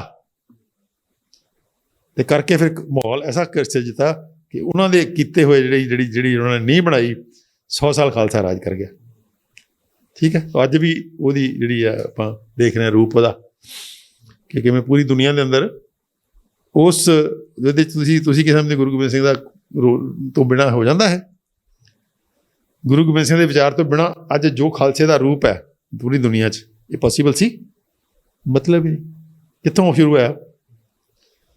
ਇੱਕ ਵਿਸਾਖੀ ਦਾ ਉਹ ਦਿਹਾੜਾ ਯਾਦ ਕਰੋ, ਅਨੰਦਪੁਰ ਸਾਹਿਬ ਦਾ, ਉਹਨੇ ਕ੍ਰੀਏਟ ਕਰਤਾ ਨਾ। ਤਾਂ ਇਹ ਹੈ ਵਿਚਾਰ ਦੀ ਪਾਵਰ ਜਾਂ ਸੰਕਲਪ ਦੀ ਪਾਵਰ ਕਹਿ ਲਓ। ਇਹਨੂੰ ਅੰਗਰੇਜ਼ੀ 'ਚ ਕਹਿੰਦੇ ਅਫਰਮੇਸ਼ਨ, ਪਾਵਰ ਆਫ ਅਫਰਮੇਸ਼ਨ। ਕਿ ਜੇ ਤੁਹਾਡੀ ਅਫਰਮੇਸ਼ਨ, ਜੇ ਤੁਹਾਡਾ ਸੰਕਲਪ ਤੁਸੀਂ ਬਹੁਤ ਸਟਰੋਂਗ ਕਰ ਲਿਆ, ਮਤਲਬ ਨਹੀਂ ਤੁਹਾਡਾ ਸੰਕਲਪ ਪੂਰਾ ਨਾ ਹੋਵੇ। ਹੁਣ ਬਸ ਇਹ ਜੇ ਕੋਈ ਜੋ ਬੰਦਾ ਸੁਪਰਫਿਸ਼ਲੀ ਦੇਖੂਗਾ ਤਾਂ ਹੱਸੂਗਾ, ਤੇ ਉਹ ਕਹੂਗਾ ਐਵੇਂ ਮਰੀ ਜਾਂਦਾ, ਸੰਕਲਪ ਐਂ ਪੂਰੇ ਜਾਣਗੇ। ਐਂ ਤਾਂ ਫਿਰ ਤਾਂ ਸਭ ਦੇ ਹੋਣ, ਸਭ ਦੇ ਨਹੀਂ ਹੁੰਦੇ, ਕਿਉਂਕਿ ਸਭ ਨੂੰ ਇਹ ਸੰਕਲਪ ਬਣਾਉਣਾ ਹੀ ਨਹੀਂ ਆਉਂਦਾ। ਸੰਕਲਪ ਉਹਦਾ ਮਤਲਬ ਜਦੋਂ ਤੁਸੀਂ ਕੋਈ ਸੰਕਲਪ ਬਣਾਓਗੇ, ਤੁਹਾਡੇ ਦਿਮਾਗ ਜਿਹੜਾ ਭੜਥੂ ਪਿਆ ਹੋਇਆ ਵਿਚਾਰਾਂ ਦਾ, ਉਹਨੇ ਨਾਲ ਦੀ ਨਾਲ ਉਹਨੂੰ ਨਿਊਟਰ ਕਰੀ ਜਾਣਾ, ਉਹਦਾ ਸੰਕਲਪ ਬਣ ਹੀ ਨਹੀਂ ਦੇਣਾ ਉਹਨੇ। ਸੌਖਾ ਨਹੀਂ ਸਾਡਾ। ਲੇਕਿਨ ਉਹ ਜਿਹੜੀ ਬੁੱਕ ਕਹਿੰਦੀ ਹੈ ਜਾਂ ਸਾਡੇ ਪੁਰਖੇ ਕਹਿੰਦੇ ਸੀ, ਬੁੱਕ ਸਾਰੀ ਪੁਰਖਿਆਂ ਦੇ ਨੌਲੇਜ 'ਤੇ ਬੇਸਡ ਹੈ। ਕੋਈ ਉਹਨੇ ਆਪਣੇ ਵੱਲੋਂ ਗੱਲ ਹੀ ਨਹੀਂ ਕਹੀ, ਉਹਨੇ ਬੰਦੇ ਦੀ ਇੰਟਰਵਿਊ 'ਤੇ ਬੇਸਡ ਹੈ। ਉਹ ਬੰਦੇ ਨੇ ਟਰੈਵਲ ਕੀਤਾ ਬਹੁਤ ਜ਼ਿਆਦਾ, ਅਤੇ ਟਰੈਵਲ ਕਰਕੇ ਉਹਨੇ ਜਿੰਨੇ ਮਹਾਂਪੁਰਸ਼ ਸੀਗੇ, ਜਿੰਨੇ ਬੜੇ ਅਮੀਰ ਬੰਦੇ ਸੀ, ਬੜੇ ਐਕਟਰ ਸੀ, ਬੜੇ ਜਿਹੜੇ ਮੋਟੀਵੇਸ਼ਨਲ ਸਪੀਕਰ ਸੀਗੇ, ਬੜੇ ਲੀਡਰ ਸੀਗੇ, ਉਹਨਾਂ ਨੂੰ ਇੰਟਰਵਿਊਜ਼ ਕੀਤੀਆਂ। ਉਹ ਇੰਟਰਵਿਊ 'ਚੋਂ ਉਹਨਾਂ ਨੇ ਫਿਰ ਸਾਰੀ ਬੁੱਕ ਕੱਢੀ ਵੀ ਉਹ ਕਿਵੇਂ ਐਡੇ ਮਹਾਨ ਹੋ ਗਏ, ਐਡੇ ਮਹਾਨ ਕਿਵੇਂ ਹੋਏ। ਉਹਦੇ 'ਚ ਉਹਨੇ ਕੱਢਿਆ ਵੀ ਉਹਨੇ ਫਿਰ ਟਰੇਸ ਕੀਤਾ, ਤਾਂ ਉਹਨੇ ਕਿਹਾ ਤਾਂ ਸਾਡੇ ਪੁਰਖੇ ਹਮੇਸ਼ਾ ਕਹਿੰਦੀ ਸੀ ਜਿੰਨੀਆਂ ਪੁਰਾਣੀਆਂ ਸਿਵਲਾਈਜੇਸ਼ਨਸ ਨੇ, ਚਾਹੇ ਉਹ ਬੈਬੀਲੋਨੀਆ ਦੀ ਸਿਵਲਾਈਜੇਸ਼ਨ ਸੀ, ਰੋਮ ਦੀ ਸੀ, ਚਾਈਨਾ ਦੀ ਸੀ, ਇੰਡੀਆ ਦੀ ਸੀ, ਤਾਂ ਉਹ ਸਾਰੇ ਉਹਦੇ ਅੰਦਰ ਇਸ ਕਿਸੇ ਨਾ ਕਿਸੇ ਰੂਪ 'ਚ ਤੁਹਾਨੂੰ ਮਿਲਦਾ। ਤੁਸੀਂ ਗੁਰਬਾਣੀ ਦੇਖੋ, ਗੁਰਬਾਣੀ ਤੁਹਾਨੂੰ ਕਿਸੇ ਨਾ ਕਿਸੇ ਰੂਪ 'ਚ ਮਿਲੇਗਾ। ਗੁਰੂ ਸਾਹਿਬ ਇਹ ਬਾਰ-ਬਾਰ ਇਹੀ ਗੱਲ ਨੂੰ ਕਿਤੇ ਨਾ ਕਿਤੇ ਕਹਿ ਰਹੇ ਹੈ। ਔਰ ਗੁਰੂ ਗੋਬਿੰਦ ਸਿੰਘ ਦੀ ਉਦਾਹਰਨ ਜਿਹੜੀ ਸਾਡੇ ਸਾਹਮਣੇ ਉਹਦਾ ਜਿਉਂਦਾ ਜਾਗਦਾ ਰੂਪ ਹੈ। ਤਾਂ ਹੀ ਜਿਹੜੇ ਖਾਲਸੇ ਦੀ ਸਿਰਜਣਾ ਜਿਹੜਾ ਉਹਨੂੰ ਬੜਾ ਹਿਸਟੋਰੀਕਲ ਮੰਨਿਆ ਜਾਂਦਾ। ਔਰ ਖਾਲਸੇ ਦੀ ਸਿਰਜਣਾ ਕਿੱਥੋਂ ਨਿਕਲੀ ਸੀ? ਗੁਰੂ ਗੋਬਿੰਦ ਸਿੰਘ ਦੇ ਇੱਥੋਂ ਨਿਕਲੀ ਸੀ। मैं दर्शकों को बताना चाहूँगा, डॉक्टर अमर सिंह आज़ाद जो MBBS MD हैं, मैं आचार्य मनीष, हमारे साथ डॉक्टर अवधेश पांडे वो भी MBBS MD हैं, डॉक्टर विश्वरूप राय चौधरी, डॉक्टर खादर वली और हमारे पास 250 डॉक्टर्स की टीम। हमारी पूरी टीम ने मिल के पूरे भारत से शुगर को, BP को, जो गोलियां खिलाकर कंट्रोल करने का जो साइंस चल रही है, जिसको मेडिकल माफिया बोलते हैं, जो ये बोलता है कि गोली खा के कंट्रोल होती है, हम बिना दवाइयाँ शुगर को भी, BP को भी रिवर्स करना सिखा रहे हैं। तो आप हिम्स हॉस्पिटल चंडीगढ़ में संपर्क करो। ये यहाँ पे ये hymns hospital and institute of integrated medical sciences जो कि डेराबस्सी चंडीगढ़ में है। तो जब आप यहाँ पे आ रहे हैं तो क्या आपकी एक्सपेक्टेशन होनी चाहिए, वो एक्सपेक्टेशन हमारे थेरेपी से मैच हो रही कि नहीं, ये आपके लिए जानना ज़रूरी है before you start thinking about coming here. यहाँ आने से पहले कुछ बातें आपके दिमाग में क्लियर होनी चाहिए।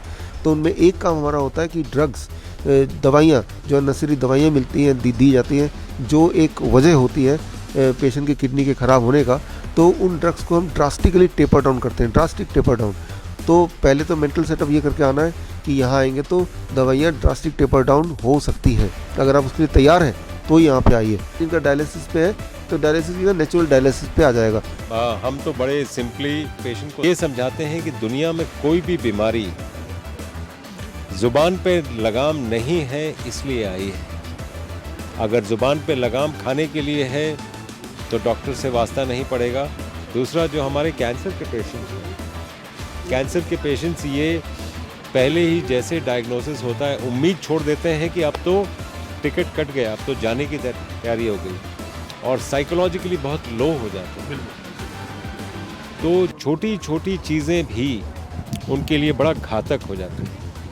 हम सबसे पहले उनको ये समझाते हैं कि ये जो कैंसर है ये आपका अपना सेल है जो इस स्थिति में आया है।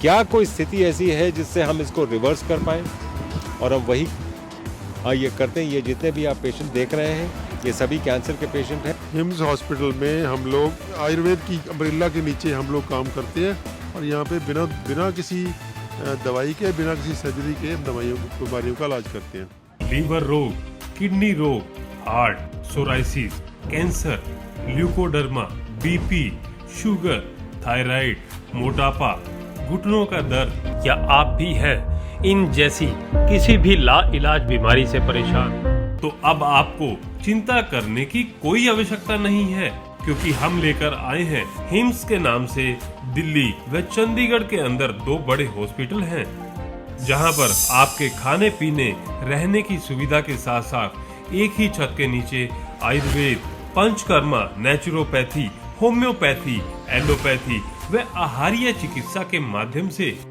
आपकी बीमारी का सही समय पर सही समाधान किया जाता है। अगर आप भी चाहते हैं अपनी बीमारी का सही समाधान सही समय पर पाना, तो आप हमारे हिम्स हॉस्पिटल में आकर भी अपनी बीमारी का इलाज करवा सकते हैं। ਡਾਕਟਰ ਸਾਹਿਬ ਕਿ ਨੈਗੇਟਿਵ ਥਾਟ ਜਿਹੜੇ ਨੇ ਉਹ ਕਿਉਂ ਬਣ ਜਾਂਦੇ ਨੇ, ਕਿਉਂਕਿ ਤੁਸੀਂ ਦੱਸਿਆ ਵੀ ਉਹਨੂੰ ਪੋਜ਼ਿਟਿਵ ਥਾਟ ਨੂੰ ਹਾਵੀ ਹੋਣ ਹੀ ਨਹੀਂ ਦਿੰਦੇ। ਨੈਗੇਟਿਵ ਥਾਟ ਜਿਹੜੇ ਉਹ ਤਾਂ ਇਹਦੇ ਜਿਹੜੇ ਦੂਜੇ ਥਾਟ ਹੁੰਦੇ ਨੇ ਉਸ ਨੂੰ ਨੈਗੇਟਿਵ ਕਰ ਦਿੰਦੇ ਨੇ। ਹੁਣ ਇੱਕ ਚੀਜ਼ ਇਹ ਹੈ ਕਿ ਜਿਹੜੇ ਪੋਜ਼ਿਟਿਵ ਥਾਟ ਨੇ ਉਹ ਪੂਰੇ ਹੋ ਨਹੀਂ ਪਾਉਂਦੇ, ਉਹਨਾਂ ਨੂੰ ਦੂਜੇ ਵਿਚਾਰ ਜਿਹੜੇ ਦੱਬ ਲੈਂਦੇ ਨੇ ਅਤੇ ਉਹ ਪੋਜ਼ਿਟਿਵ ਨਹੀਂ ਹੋ ਪਾਉਂਦੇ, ਤਾਂ ਆਪਾਂ ਨੂੰ ਕੁਝ ਹਾਸਲ ਨਹੀਂ ਹੁੰਦਾ। ਇੱਕ ਹੁੰਦਾ ਕਿ ਆਪਣੇ ਕੋਲ ਸਭ ਕੁਝ ਹੁੰਦਾ ਹੈ ਪਰ ਉਹਦੇ ਬਾਵਜੂਦ ਵੀ ਆਪਾਂ ਸਭ ਕੁਝ ਗਵਾ ਬੈਠਦੇ ਹਾਂ। ਉਹ ਹੁੰਦਾ ਕਿ ਪੋਜ਼ਿਟਿਵ ਥਾਟ ਹੋਣ ਦੇ ਬਾਵਜੂਦ ਵੀ ਆਪਾਂ ਨੈਗੇਟਿਵ ਹੋ ਜਾਂਦੇ ਹਾਂ। ਉਹਦੇ ਪਿੱਛੇ ਨਹੀਂ, ਪੋਜ਼ੀਟਿਵ ਥਾਟ ਦੀ ਸਿੰਪਲ ਪ੍ਰੈਜ਼ੈਂਸ ਨਹੀਂ ਚਾਹੀਦੀ। ਸਿੰਪਲ ਪ੍ਰੈਜ਼ੈਂਸ ਤਾਂ ਹੁੰਦੀ ਹੋਈ ਆ, ਸਾਨੂੰ ਫਲੈਸ਼ਸ ਤਾਂ ਆਉਂਦੇ ਪੋਜ਼ੀਟਿਵ ਥਾਟਸ ਦੇ। ਸਵਾਲ ਹੈ ਨੈਗੇਟਿਵ ਥਾਟਸ ਉਹਦੇ ਮੁਕਾਬਲੇ 'ਚ ਕਿੰਨੇ ਪਾਵਰਫੁਲ ਨੇ। ਕਿਸੇ ਟਾਈਮ ਆਪਾਂ ਪੋਜ਼ਿਟਿਵ ਹੁੰਦੇ ਹਾਂ ਅਤੇ ਉਦੋਂ ਆਪਾਂ ਨੂੰ ਸਾਰਾ ਕੁਝ ਮਿਲ ਰਿਹਾ ਹੁੰਦਾ। ਕਿਸੇ ਟਾਈਮ ਆਪਾਂ ਨੈਗੇਟਿਵ ਹੋ ਜਾਂਦੇ ਆ ਤੇ ਉਦੋਂ ਆਪਣਾ ਉਸ ਕੋਲੋਂ ਸਾਰਾ ਕੁਝ ਚਲਾ ਜਾਂਦਾ। ਉਹ ਪੋਜ਼ਿਟਿਵ ਨੂੰ ਨੈਗੇਟਿਵ ਕਿਵੇਂ ਕਨਵਰਟ ਹੋਇਆ?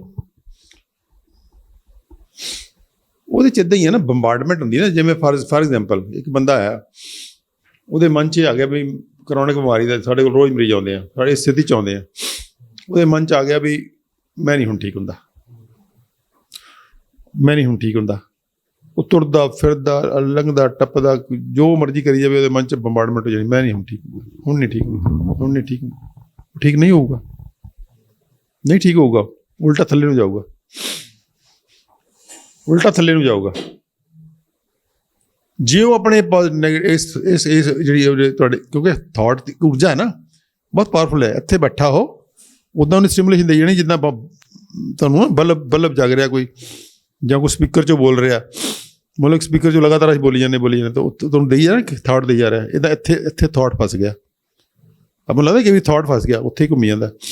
ਉਹ ਥਾਟ ਲਗਾਤਾਰ ਤੁਹਾਨੂੰ ਸਾਰੇ ਬ੍ਰੇਨ ਨੂੰ ਥਾਟ ਦੇਈ ਜਾ ਰਿਹਾ ਵੀ ਹੁਣ ਨਹੀਂ ਠੀਕ ਹੁੰਦਾ, ਹੁਣ ਨਹੀਂ ਠੀਕ ਹੁੰਦਾ, ਤਾਂ ਨਹੀਂ ਠੀਕ ਹੋਊਗਾ, ਕਿਉਂਕਿ ਸਾਰਾ ਸਿਸਟਮ ਤਾਂ ਕੰਟਰੋਲ ਥਾਟਸ ਨਹੀਂ ਕਰਨਾ। ਜਿਹਦਾ ਉਲਟ ਕਰ ਲਈਏ ਆਪਾਂ, ਜੇ ਕੋਈ ਤਰੀਕਾ ਇਹੋ ਜਿਹਾ ਹੋਵੇ ਕਿ ਉਹ ਥਾਟ ਹੋ ਜਾਵੇ ਵੀ ਠੀਕ ਤਾਂ ਹੋਣਾ ਹੀ ਹੋਣਾ, ਕਿਆ ਮਤਲਬ ਠੀਕ ਨਹੀਂ ਹੋਣਾ। ਚੜ੍ਹਦੀ ਕਲਾ, ਚੜ੍ਹਦੀ ਕਲਾ, ਗੁਰੂ ਸਾਹਿਬ ਨੇ ਚੜ੍ਹਦੀ ਕਲਾ ਤੇ ਸਰਬੱਤ ਦਾ ਭਲਾ ਦੋ ਲਫ਼ਜ਼ ਵਰਤੇ ਆ, ਨਾਨਕ ਨਾਮ ਚੜ੍ਹਦੀ ਕਲਾ ਤੇਰੇ ਭਾਣੇ ਸਰਬੱਤ ਦਾ ਭਲਾ। ਸਰਬੱਤ ਦਾ ਭਲਾ ਤੇ ਚੜ੍ਹਦੀ ਕਲਾ ਦੋ ਲਫ਼ਜ਼ ਬਹੁਤ ਗਹਿਰੇ ਨੇ। ਚੜ੍ਹਦੀ ਕਲਾ ਕੀ ਹੈ? ਚੜ੍ਹਦੀ ਕਲਾ ਦਾ ਮਤਲਬ ਹੈ ਜੋ ਮਰਜ਼ੀ ਹਾਲਾਤ ਹੋ ਜਾਣ, ਚੜ੍ਹਦੀ ਕਲਾ ਨਹੀਂ ਛੱਡਣੀ। ਔਰ ਗੁਰੂ ਸਾਹਿਬਾਨ ਨੇ ਕਰਕੇ ਦਿਖਾਇਆ, ਚੜ੍ਹਦੀ ਕਲਾ ਨਹੀਂ ਛੱਡਣੀ। ਉੱਥੇ ਚਮਕੌਰ ਸਾਹਿਬ ਦੀ ਗੜੀ 'ਚ ਜਦੋਂ ਵੱਡੇ ਸਾਹਿਬਜ਼ਾਦੇ ਜਾ ਕੇ ਲੜੇ, ਉਹ ਤੂੰ ਉੱਪਰ ਦੀ ਚੜ੍ਹਦੀ ਕਲਾ ਹੋ ਸਕਦੀ ਕੋਈ? ਚੜ੍ਹਦੀ ਕਲਾ ਕਿ ਮੌਤ ਵੀ ਸਾਹਮਣੇ ਖੜੀ ਹੋਵੇ ਤਾਂ ਵੀ ਚੜ੍ਹਦੀ ਕਲਾ, ਤੇ ਮੌਤ ਤੋਂ ਉੱਪਰ ਤਾਂ ਕੁਝ ਨਹੀਂ ਹੁੰਦਾ। ਇਹਦਾ ਮਤਲਬ ਹਮੇਸ਼ਾ ਚੜ੍ਹਦੀ ਕਲਾ, ਦੁੱਖ ਹੋਵੇ ਸੁੱਖ ਹੋਵੇ ਜੋ ਮਰਜ਼ੀ ਹੋਵੇ, ਕੋਈ ਮਰ ਗਿਆ ਕੋਈ ਖੱਪ ਗਿਆ, ਠੀਕ ਹੈ, ਚੜ੍ਹਦੀ ਕਲਾ ਤੇ ਸਰਬੱਤ ਦਾ ਭਲਾ। ਦੋ ਚੀਜ਼ਾਂ ਨੇ ਜਿਹੜੀਆਂ ਕਿ ਬਹੁਤ ਕਰਕਸ ਨੇ ਸਾਰੀ ਸਪਿਰਿਚੁਅਲਿਟੀ ਦਾ, ਸਾਰੀ ਸਪਿਰਿਚੁਅਲਿਟੀ ਦਾ ਕਰਕਸ ਨੇ। ਸਰਬੱਤ ਦਾ ਭਲਾ ਦਾ ਮਤਲਬ ਹੈ ਕਿ ਸਰਬੱਤ ਦਾ ਭਲਾ ਹੀ ਐਕਚੁਅਲੀ ਭਲਾ ਹੁੰਦਾ, ਕਿਉਂਕਿ ਸਰਬੱਤ ਜੁੜਿਆ ਹੋਇਆ, ਸਰਬੱਤ ਨਾਲ ਹੀ ਹਰ ਬੰਦਾ ਜੁੜਿਆ ਹੋਇਆ ਨਾ। ਜਦੋਂ ਕੋਸਮੋਸ ਨਾਲ ਅਸੀਂ ਜੁੜੇ ਹੋਏ ਹਾਂ, ਪਰਮਾਤਮਾ ਨਾਲ ਜੁੜੇ ਹੋਏ ਹਾਂ, ਸਾਰੀ ਨੇਚਰ ਨਾਲ ਜੁੜੇ ਹੋਏ ਹਾਂ, ਤੇ ਸਰਬੱਤ ਦੇ ਭਲੇ 'ਚ ਹੀ ਭਲਾ ਹੋਊਗਾ, ਉਹਦੇ ਬਿਨਾਂ ਹੋ ਹੀ ਨਹੀਂ ਸਕਦਾ। ਕੋਈ ਇਹੋ ਜਿਹਾ ਭਲਾ ਨਹੀਂ ਹੋ ਸਕਦਾ ਜਿਹੜਾ ਸਰਬੱਤ ਦਾ ਨਾ ਹੋਵੇ। ਕੋਈ ਇਹੋ ਜਿਹਾ ਭਲਾ ਤੁਸੀਂ ਸਰਬੱਤ ਦੇ ਉਲਟ ਜਾ ਕੇ ਮੰਗੋਗੇ ਤਾਂ ਨਹੀਂ ਹੋ ਸਕਦਾ। ਜੇ ਮੇਰਾ ਭਲਾ ਤਾਂ ਹੀ ਹੋਊ, ਮੈਂ ਜੇ ਆਪਣੇ ਭਲੇ ਨੂੰ ਸਰਬੱਤ ਦੇ ਨਾਲ ਜੋੜ ਲਵਾਂ ਤਾਂ ਭਲਾ ਹੀ ਭਲਾ, ਤਾਂ ਭਲਾ ਹਮੇਸ਼ਾ ਹੀ ਸਰਬੱਤ ਦਾ ਆਪਦਾ, ਨਹੀਂ ਤਾਂ ਬੁਰਾ ਹੀ ਬੁਰਾ ਹੋਊਗਾ। ਤਾਂ ਹੀ ਤੁਸੀਂ ਦੇਖਦੇ ਹੋ ਕਿ ਕਿਵੇਂ ਬੰਦੇ ਆਪਣੇ ਕਰਮਾਂ 'ਚ ਆਪ ਹੀ ਉਲਝ ਜਾਂਦੇ ਆ, ਉਸੇ ਕਰਕੇ ਕਿਉਂਕਿ ਉਹ ਆਪਣੇ ਭਲੇ ਨੂੰ ਅਲੱਗ ਕਰਕੇ ਸਰਬੱਤ ਦੇ ਵਿਰੋਧ 'ਚ ਜਾ ਕੇ ਕਿਤੇ ਨਾ ਕਿਤੇ ਕਰਦੇ ਆ। ਤਾਂ ਇਹ ਜਿਹੜੀਆਂ ਗੱਲਾਂ ਸੀਗੀਆਂ ਕਿ ਆਪਾਂ ਉਹਨੂੰ ਕਿਵੇਂ ਪਾਵਰਫੁਲ ਕਰਨਾ ਹੈ। ਜੇ ਆਪਾਂ ਗੱਲ ਕਰ ਰਹੇ ਸੀਗੇ ਕਿ ਜਦੋਂ ਉਹ ਨੈਗੇਟਿਵ ਸਟਿਮੂਲਸ ਆਈ ਜਾ ਰਿਹਾ, ਮੈਂ ਨਹੀਂ ਠੀਕ ਹੁੰਦਾ, ਮੈਂ ਨਹੀਂ ਠੀਕ ਹੁੰਦਾ, ਮੈਂ ਨਹੀਂ ਠੀਕ ਹੁੰਦਾ, ਹੁਣ ਨਹੀਂ ਠੀਕ, ਉਹਦਾ ਜੇ ਉਲਟ ਕਰ ਲਈਏ ਆਪਾਂ ਕਿਸੇ ਤਰੀਕੇ, ਚੜ੍ਹਦੀ ਕਲਾ 'ਚ ਰਹਿਣ ਵਾਲੀ ਸਥਿਤੀ ਅਡੋਪਟ ਕਰ ਲਈਏ, ਅਚੀਵ ਕਰ ਲਈਏ, ਤੇ ਅਸੀਂ ਸਟਿਮੂਲਸ ਇਹ ਦੇਣਾ ਸ਼ੁਰੂ ਕਰ ਦਈਏ ਵੀ ਠੀਕ ਹੋਣਾ ਹੀ ਹੋਣਾ, ਹੋਣਾ ਹੀ ਹੋਣਾ, ਹੋਣਾ ਹੀ ਹੋਣਾ, ਨਾ ਹੋਣ ਦਾ। ਤੇ ਜੇ ਉਹਦੇ ਮੁਕਾਬਲੇ ਦਾ ਕਰ ਲਈਏ ਜਿਹੜਾ ਕਿ ਤੁਹਾਨੂੰ ਕਹਿ ਰਿਹਾ ਮੈਂ ਨਹੀਂ ਹੋਣਾ, ਮੈਂ ਨਹੀਂ ਹੋਣਾ, ਕਿਉਂਕਿ ਜਿਹੜਾ ਮੈਂ ਨਹੀਂ ਹੋਣਾ ਤਾਂ ਕਈ ਸਾਲ ਪੁਰਾਣਾ ਹੈ, ਨਹੀਂ ਠੀਕ ਹੋਣਾ। ਤੇ ਜਿਹੜਾ ਤੁਸੀਂ ਉਹ ਪੋਜ਼ੀਟਿਵ ਕ੍ਰੀਏਟ ਕੀਤਾ, ਉਹ ਤੁਸੀਂ ਨਕਲੀ ਧੱਗੇ ਨਾਲ ਲਿਆਉਣ ਦੀ ਕੋਸ਼ਿਸ਼ ਕਰ ਰਹੇ ਹੋ, ਉਹ ਤਾਂ ਵਧੀਆ ਮੱਖੀ ਹੈ, ਉਹ ਹਾਥੀ ਹੋ ਚੁੱਕਿਆ, ਉਹ ਮੱਖੀ ਹੈ। ਹੁਣ ਮੱਖੀ ਨੂੰ ਹਾਥੀ ਜਿਹੜਾ ਕਰਨਾ ਪਊ ਪਹਿਲਾਂ, ਉਹ ਕਿਵੇਂ ਕਰਨਾ, ਉਹੀ ਕਲਾ ਹੈ। ਕਿ ਜਿਹੜਾ ਨੈਗੇਟਿਵ ਤੁਹਾਨੂੰ ਥਾਟ ਦੇ ਰਿਹਾ ਵੀ ਮੈਂ ਨਹੀਂ ਠੀਕ ਹੁੰਦਾ, ਹੁਣ ਨਹੀਂ ਠੀਕ ਹੁੰਦਾ, ਉਹਦੇ ਮੁਕਾਬਲੇ ਜੇ ਤੁਸੀਂ ਥਾਟ ਦੇ ਰਹੇ ਹੋ ਕਿ ਨਹੀਂ ਤਾਂ ਠੀਕ ਤਾਂ ਹੋਣਾ ਹੀ ਹੋਣਾ। ਕੋਈ ਬਿਮਾਰੀ ਹੋਵੇ, ਕਿਸੇ ਬਿਮਾਰੀ ਦਾ ਕੀ ਮਤਲਬ, ਕੋਈ ਡਾਕਟਰ ਜੋ ਮਰਜ਼ੀ ਕਹੀ ਜਾਵੇ, ਡਾਕਟਰ ਦੇ ਕਹਿਣ ਨੂੰ ਕੀ ਹੈ। ਜ਼ੁਕਾਮ ਹੋਵੇ, ਚਾਹੇ ਏਡਸ ਹੋਵੇ, ਚਾਹੇ ਜੋ ਮਰਜ਼ੀ ਹੋਵੇ, ਚਾਹੇ TB ਹੋਵੇ, ਠੀਕ ਹੋਣਾ ਹੀ ਹੋਣਾ। ਕਿਉਂਕਿ ਸਭ ਮੇਰੇ ਅੰਦਰ ਪ੍ਰਮਾਤਮਾ ਬੈਠਾ, ਪ੍ਰਮਾਤਮਾ ਦੇ ਸਾਹਮਣੇ ਤਾਂ ਕੋਈ ਚੀਜ਼ ਨਹੀਂ ਨਾ ਔਖੀ। ਤੇ ਜੇ ਉਹਦੇ ਮੁਕਾਬਲੇ ਦਾ ਥਾਟ ਕਰ ਲਈਏ ਤਾਂ ਫਿਰ ਉਹ ਮਰਦਾ ਬਹੁਤ ਜਲਦੀ ਹੈ, ਕਿਉਂਕਿ ਝੂਠ ਹੁੰਦਾ ਉਹ। ਸੱਚ ਇਹੀ ਹੁੰਦਾ ਕਿ ਪ੍ਰਮਾਤਮਾ ਦੇ ਅੰਦਰ ਇੰਨੀ ਸ਼ਕਤੀ ਹੈ ਕਿ ਉਹ ਕਿਸੇ ਵੀ ਬਿਮਾਰੀ ਨੂੰ, ਕਿਸੇ ਵੀ ਸਮੱਸਿਆ ਦਾ ਹੱਲ ਕਰ ਸਕਦਾ। ਉਹ ਝੂਠ ਹੈ, ਝੂਠ ਵੱਡਾ ਹੋ ਗਿਆ, ਸੱਚ ਛੋਟਾ ਰਹਿ ਗਿਆ। ਹੁਣ ਸੱਚ ਨੂੰ ਵੱਡਾ ਕਰ ਲਓ ਝੂਠ ਨਾਲ ਦੀ ਨਾਲ, ਬਹੁਤ ਫਿਰ ਉਹ ਗਿਰਦਾ ਵੀ ਬਹੁਤ ਜਲਦੀ ਹੈ। ਜਦੋਂ ਸੱਚ ਸਾਹਮਣੇ ਖੜਾ ਹੁੰਦਾ ਨਾ, ਅੱਖਾਂ 'ਚ ਅੱਖਾਂ ਪਾ ਕੇ, ਝੂਠ ਗਿਰ ਜਾਂਦਾ। ਤੇ ਜੇ ਝੂਠ ਗਿਰ ਗਿਆ ਤਾਂ ਤੁਹਾਨੂੰ ਕੈਂਸਰ ਵੀ ਠੀਕ ਹੋ ਜਾਊਗਾ। ਉਹ ਵੀ ਬਿਮਾਰੀ ਠੀਕ ਹੋ ਜਾਊਗੀ। ਸੋ ਪਰ ਇਹ ਹੁਣ ਉਹ ਕਲਾ ਜਿਹੜੀ ਹੈ ਉਹ ਸਿਖਾਉਣੀ ਅਸੀਂ ਲੋਕਾਂ ਨੂੰ, ਜਿਹੜੀ ਸਾਡੀ ਅੱਜ ਆਪਾਂ ਜਿਹੜੀ ਬੀ ਯੋਰ ਓਨ ਡਾਕਟਰ ਹੈ, ਇਹ 'ਚ ਆਪਾਂ ਅੱਜ ਕੋਸ਼ਿਸ਼ ਕਰ ਰਹੇ ਹਾਂ, ਕੋਸ਼ਿਸ਼ ਫਿਰ ਕਰਾਂਗੇ ਇਹਨੂੰ ਕਿਸੇ ਨਾ ਕਿਸੇ ਹੋਰ ਰੂਪ 'ਚ, ਕਿਉਂਕਿ ਇੱਕ ਵਾਰੀ ਦੀ ਵੀਡੀਓ ਨਾਲ ਸ਼ਾਇਦ ਇੱਕ ਆਈਡੀਆ ਦੇ ਰਹੇ ਆਪਾਂ ਕਿ ਇਹ ਆਈਡੀਆ ਦ ਸੀਕਰੇਟ ਬੁੱਕ ਦਾ ਜਾਂ ਸੀਕਰੇਟ ਫਿਲਮ ਦਾ ਜਿਹੜਾ ਆਈਡੀਆ ਹੈ, ਜਿਹੜੀ ਮੈਂ ਬੇਨਤੀ ਆਪਾਂ ਕਰ ਰਹੇ ਹਾਂ ਕਿ ਉਹ ਫਿਲਮ ਜ਼ਰੂਰ ਦੇਖੋ ਜਾਂ ਬੁੱਕ ਪੜ੍ਹ ਲਓ, ਤਾਂ ਉਹ ਆਈਡੀਆ ਆਪਾਂ ਦੇ ਰਹੇ ਹਾਂ ਕਿ ਇਹ ਜਿਹੜਾ ਆਈਡੀਆ ਹੈ ਕਿ ਤੁਸੀਂ ਆਪਣੇ ਸੰਕਲਪ ਨੂੰ ਅਗਰ ਇੰਨਾ ਸਟਰੋਂਗ ਕਰ ਲਓ ਚੜ੍ਹਦੀ ਕਲਾ ਦੇ ਨੂੰ, ਤਾਂ ਤੁਸੀਂ ਕੁਛ ਵੀ ਅਚੀਵ ਕਰ ਸਕਦੇ ਹੋ। ਉਹ ਇਕੱਲੀ ਬਿਮਾਰੀ ਦੀ ਗੱਲ ਨਹੀਂ, ਬਿਮਾਰੀ ਤਾਂ ਤੁਸੀਂ ਠੀਕ ਕਰ ਹੀ ਸਕਦੇ ਹੋ। ਤੁਹਾਡੇ ਸੋਸ਼ਲ ਰਿਲੇਸ਼ਨਸ ਨੇ, ਮੰਨ ਲਓ ਤੁਹਾਡੀ ਆਪਣੀ ਪਤਨੀ ਨਾਲ ਕੋਈ ਪ੍ਰੋਬਲਮ ਆ ਰਹੀ ਹੈ, ਮਾਂ ਬਾਪ ਨਾਲ ਆ ਰਹੀ ਹੈ, ਹੋਰ ਆ ਰਹੀ ਹੈ, ਉਹ ਤੁਸੀਂ ਜੇ ਮੰਨ ਲਓ ਤੁਹਾਡੀ ਪਤਨੀ, ਮੰਨ ਲਓ ਆਪਾਂ ਹਸਬੈਂਡ ਵਾਈਫ ਦੀ ਲੜਾਈ ਹੋ ਗਈ ਹੈ, ਵਾਈਫ ਸੋਚਦੀ ਵੀ ਇਹ ਹੁਣ ਨਹੀਂ ਸੁਧਰ ਸਕਦਾ, ਕੁਛ ਨਹੀਂ ਹੋ ਸਕਦਾ, ਹਸਬੈਂਡ ਵੀ ਸੋਚਦਾ ਕੁਛ ਨਹੀਂ ਹੋ ਸਕਦਾ, ਤਾਂ ਕਿਵੇਂ ਹੋ ਜਾਊਗਾ? ਤੁਸੀਂ ਆਈਡੀਆ ਹੀ ਹੈ ਨਹੀਂਗਾ, ਦੋਨਾਂ ਦੇ ਮਨ 'ਚ ਆ ਗਿਆ ਮੰਨ ਲਓ ਕਿ ਵੀ ਇਹ ਨਹੀਂ, ਉਹ ਕਹਿੰਦਾ ਉਹ ਨਹੀਂ ਸੁਧਰ ਸਕਦੀ, ਉਹ ਕਹਿੰਦਾ ਉਹ ਨਹੀਂ ਸੁਧਰ ਸਕਦਾ, ਸੁਧਰ ਜਾਣਗੇ?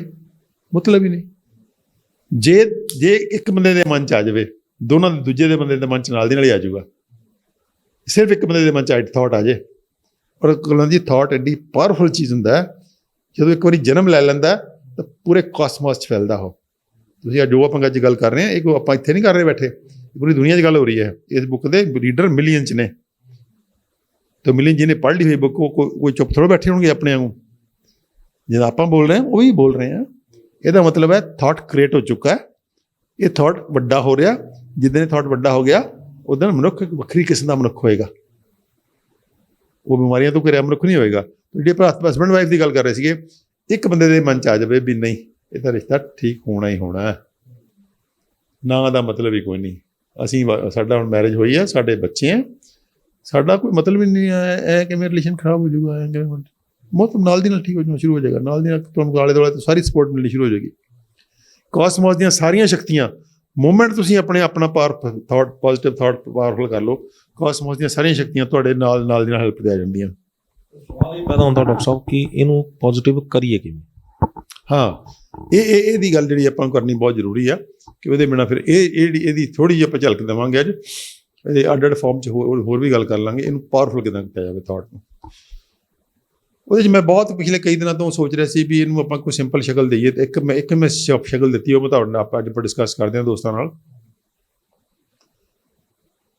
ਵੈਸੇ ਸਾਡਾ ਧਰਮ ਕਹਿੰਦਾ ਉਹ ਥੋੜ੍ਹਾ ਡਿਫਰੈਂਟਲੀ ਕਹਿੰਦਾ। ਸਾਡਾ ਧਰਮ ਕਹਿੰਦਾ ਕਿ ਇਹ ਪਰਮਾਤਮਾ ਤੇ ਆਪਣੇ ਵਿਚਾਲੇ ਜਿਹੜੀ ਅਸੀਂ ਦੀਵਾਰ ਬਣਾ ਰੱਖੀ ਹੈ, ਪਰਮਾਤਮਾ ਤੇ ਸਾਡੇ ਵਿਚਾਲੇ ਕੋਈ ਦੀਵਾਰ ਨਹੀਂ ਹੈ, ਕਿਉਂਕਿ ਅਸੀਂ ਪਰਮਾਤਮਾ ਦਾ ਰੂਪ ਹਾਂ। ਦੀਵਾਰ ਕਿੱਦਾਂ ਹੋ ਸਕਦੀ ਹੈ?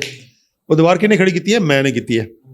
ਮੈਂ ਦਾ ਪਰਦਾ ਹੈ, ਜਸਟ ਪਰਦੇ ਨੂੰ ਹਟਾਓ, ਯੂ ਵਿਲ ਫਾਈਂਡ ਕਿ ਤੁਸੀਂ ਪਰਮਾਤਮਾ ਦੇ ਨਾਲ ਹੋ, ਪਰਮਾਤਮਾ ਹੀ ਹੋ। ਹੁਣ ਉਸ ਪਰਦੇ ਨੂੰ ਹਟਾਉਣਾ ਹੈ, ਤੇ ਧਰਮ ਸਾਡਾ ਕਹਿੰਦਾ ਕਿ ਪਰਮਾਤਮਾ ਨੂੰ ਮੰਗਣ ਦੀ ਲੋੜ ਨਹੀਂ ਹੁੰਦੀ। ਇਹ ਬੁੱਕ ਡਿਫਰੈਂਟਲੀ ਕਹਿੰਦੀ ਹੈ। ਬੁੱਕ ਨੇ ਵਰਲਡਲੀ ਵਾਈਜ਼ ਢੰਗ ਨਾਲ ਲਿਖਿਆ ਤਾਂ ਕਿ ਲੋਕਾਂ ਨੂੰ ਅਪੀਲ ਕਰੇ। ਬੁੱਕ ਤਾਂ ਕਹਿੰਦੀ ਹੈ ਕਿ ਤੁਸੀਂ ਆਪਣੀ ਵਿਸ਼ ਮੰਗੋ ਤੇ ਪੂਰੀ ਹੋਏਗੀ, ਲੇਕਿਨ ਧਰਮ ਸਾਡਾ ਉਲਟ ਕਹਿੰਦਾ ਹੈ। ਧਰਮ ਕਹਿੰਦਾ ਮੰਗੋ ਨਾ। ਧਰਮ ਕਹਿੰਦਾ ਬਿਨ ਬੋਲਿਆ ਸਭ ਕੁਝ ਜਾਣ। ਹਾਂ, ਜਿਹੜਾ ਗੁਰਬਾਣੀ 'ਚ ਉਹ ਜੇ ਸ਼ਲੋਕ ਹੈ ਨਾ, ਬਹੁਤ ਪਿਆਰਾ ਸ਼ਲੋਕ ਹੈ ਉਹ। ਕਿਉਂ? ਮਾਈਂਡ ਦੀ ਕੈਪੈਸਿਟੀ ਨਹੀਂ ਹੈ ਮੰਗਣ ਦੀ, ਮਾਈਂਡ ਗਲਤ ਮੰਗੇਗਾ। ਮਾਈਂਡ ਦਾ ਜਿਹੜਾ ਪਾਤਰ ਹੈ ਉਹ ਇੰਨਾ ਛੋਟਾ ਹੈ ਕਿ ਬਹੁਤ ਛੋਟੀ ਜਿਹੀ ਛੁਦਰ ਚੀਜ਼ ਮੰਗੇਗਾ, ਔਰ ਬਾਅਦ 'ਚ ਪਛਤਾਏਗਾ ਕਿ ਲੈ ਯਾਰ ਮੈਂ ਜੇ ਇਹਨੇ ਪੂਰੀ ਹੋ ਜਾਣਾ ਸੀ, ਮੈਂ ਤਾਂ ਉਹੀ ਮੰਗ ਲਿਆ, ਮੈਂ ਤਾਂ ਕੋਈ ਹੋਰ ਮੰਗਦਾ। ਉਹ ਕਹਿੰਦਾ ਅੱਜ ਤਾਂ ਜੇ ਕੋਈ ਹੋਰ ਕੁਝ ਮੰਗ ਲੈਂਦਾ ਉਹ ਵੀ ਪੂਰਾ ਹੋ ਜਾਂਦਾ ਸੀਗਾ। ਤਾਂ ਮਾਈਂਡ ਦੀ, ਕਿਉਂਕਿ ਅਸੀਂ ਪ੍ਰਮਾਤਮਾ ਦਾ ਰੂਪ ਹਾਂ, ਤਾਂ ਪ੍ਰਮਾਤਮਾ ਦਾ ਪਤਾ ਤੁਹਾਡੀ ਸਭ ਤੋਂ ਇੰਪੋਰਟੈਂਟ ਜ਼ਰੂਰੀ ਜਿਹੜੀ ਸਭ ਤੋਂ ਪ੍ਰਾਇਰਟੀ ਵਿਸ਼ ਨੰਬਰ 1 ਤੁਹਾਡੀ ਕੀ ਲੋੜ ਹੈ। ਜੇ ਕੋਈ ਬਿਮਾਰ ਹੈ ਤਾਂ ਉਹਦੀ ਸਭ ਤੋਂ ਨੰਬਰ 1 ਲੋੜ ਕੀ ਹੈ? ਸਿਹਤਮੰਦ ਹੋਵੇ। ਜੇ ਕਿਸੇ ਦਾ ਬੱਚਾ ਪੜ੍ਹਾਈ ਪੜ੍ਹਨ ਜਾਣਾ ਤਾਂ ਉਹਦੀ ਨੰਬਰ 1 ਲੋੜ ਕੀ ਹੈ? ਉਹਦਾ ਬੱਚਾ ਪੜ੍ਹਨ ਲਈ ਪੈਸੇ ਹੋਣ ਉਹਦੇ ਕੋਲ। ਜੇ ਕਿਸੇ ਕੋਲ ਘਰ ਨਹੀਂ ਹੈ ਤਾਂ ਉਹਦੀ ਨੰਬਰ 1 ਲੋੜ ਕੀ ਹੈ? ਕਿ ਘਰ ਬਣੇ। ਤਾਂ ਪਰਮਾਤਮਾ ਜਾਣਦਾ ਕਿ ਤੈਨੂੰ ਤੇਰੀ ਸਭ ਤੋਂ ਪਹਿਲੀ ਲੋੜ ਕੀ ਹੈ, ਤਾਂ ਉੱਥੋਂ ਹੀ ਸਭ ਤੋਂ ਪਹਿਲਾਂ ਪੂਰੀ ਹੋਵੇਗੀ। ਚਲੋ ਆਪਾਂ ਹੁਣ ਆਈਏ ਤੇ ਇਹਦੇ ਬੁੱਕ ਦੇ ਹਿਸਾਬ ਨਾਲ ਆਪਾਂ ਧਰਮ ਦੀ ਗੱਲ ਨੂੰ ਛੱਡ ਦਈਏ, ਕਿਉਂਕਿ ਉਹ ਵੀ ਜਿਹੜੀ ਹੈ ਜਿਹੜੀ ਮਤਲਬ ਉਸ ਲੈਵਲ 'ਤੇ ਪਹੁੰਚਣਾ ਬੜਾ ਔਖਾ ਹੈ। ਲੇਕਿਨ ਆਪਾਂ ਜੇ ਅਗਰ ਵਰਲਡਲੀ ਵਾਈਜ਼ ਢੰਗ ਨਾਲ ਵੀ ਚੱਲੀਏ ਤਾਂ ਇਹ ਬੁੱਕ ਕਹਿੰਦੀ ਹੈ ਕਿ ਆਪਣਾ ਜਿਹੜਾ ਵਿਸ਼ ਹੈ ਉਹਨੂੰ ਇੰਟਰੋਡਿਊਸ ਕਰਨਾ ਹੈ, ਕਾਸਮੋਸ ਨੂੰ ਕਨਵੇ ਕਰਨਾ ਹੈ। ਉਹ ਕਨਵੇ ਕਿੱਦਾਂ ਕਰਨਾ ਹੈ? ਸਪੋਜ਼ ਤੁਸੀਂ ਇੱਕ ਬਿਮਾਰ ਦੀ ਬੱਚੇ ਆਪਾਂ ਲੈਂਦੇ ਹਾਂ, ਫਿਰ ਉਹ ਬੰਦਾ ਬਿਮਾਰ ਹੋ ਗਿਆ, ਉਹਨੂੰ ਇਹ ਲਗਾਤਾਰ ਮੈਸੇਜ ਆਈ ਜਾ ਰਿਹਾ ਕਿ ਤੂੰ ਨਹੀਂ ਬਚਦਾ ਹੁਣ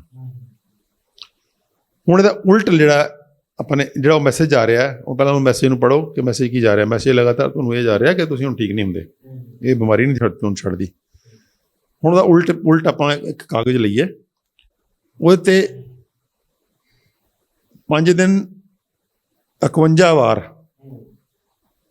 ਹੋ ਸਕੇ ਤਾਂ 11 ਦਿਨ 101 ਵਾਰ, ਇੱਕ ਵਾਰੀ ਡੇਲੀ।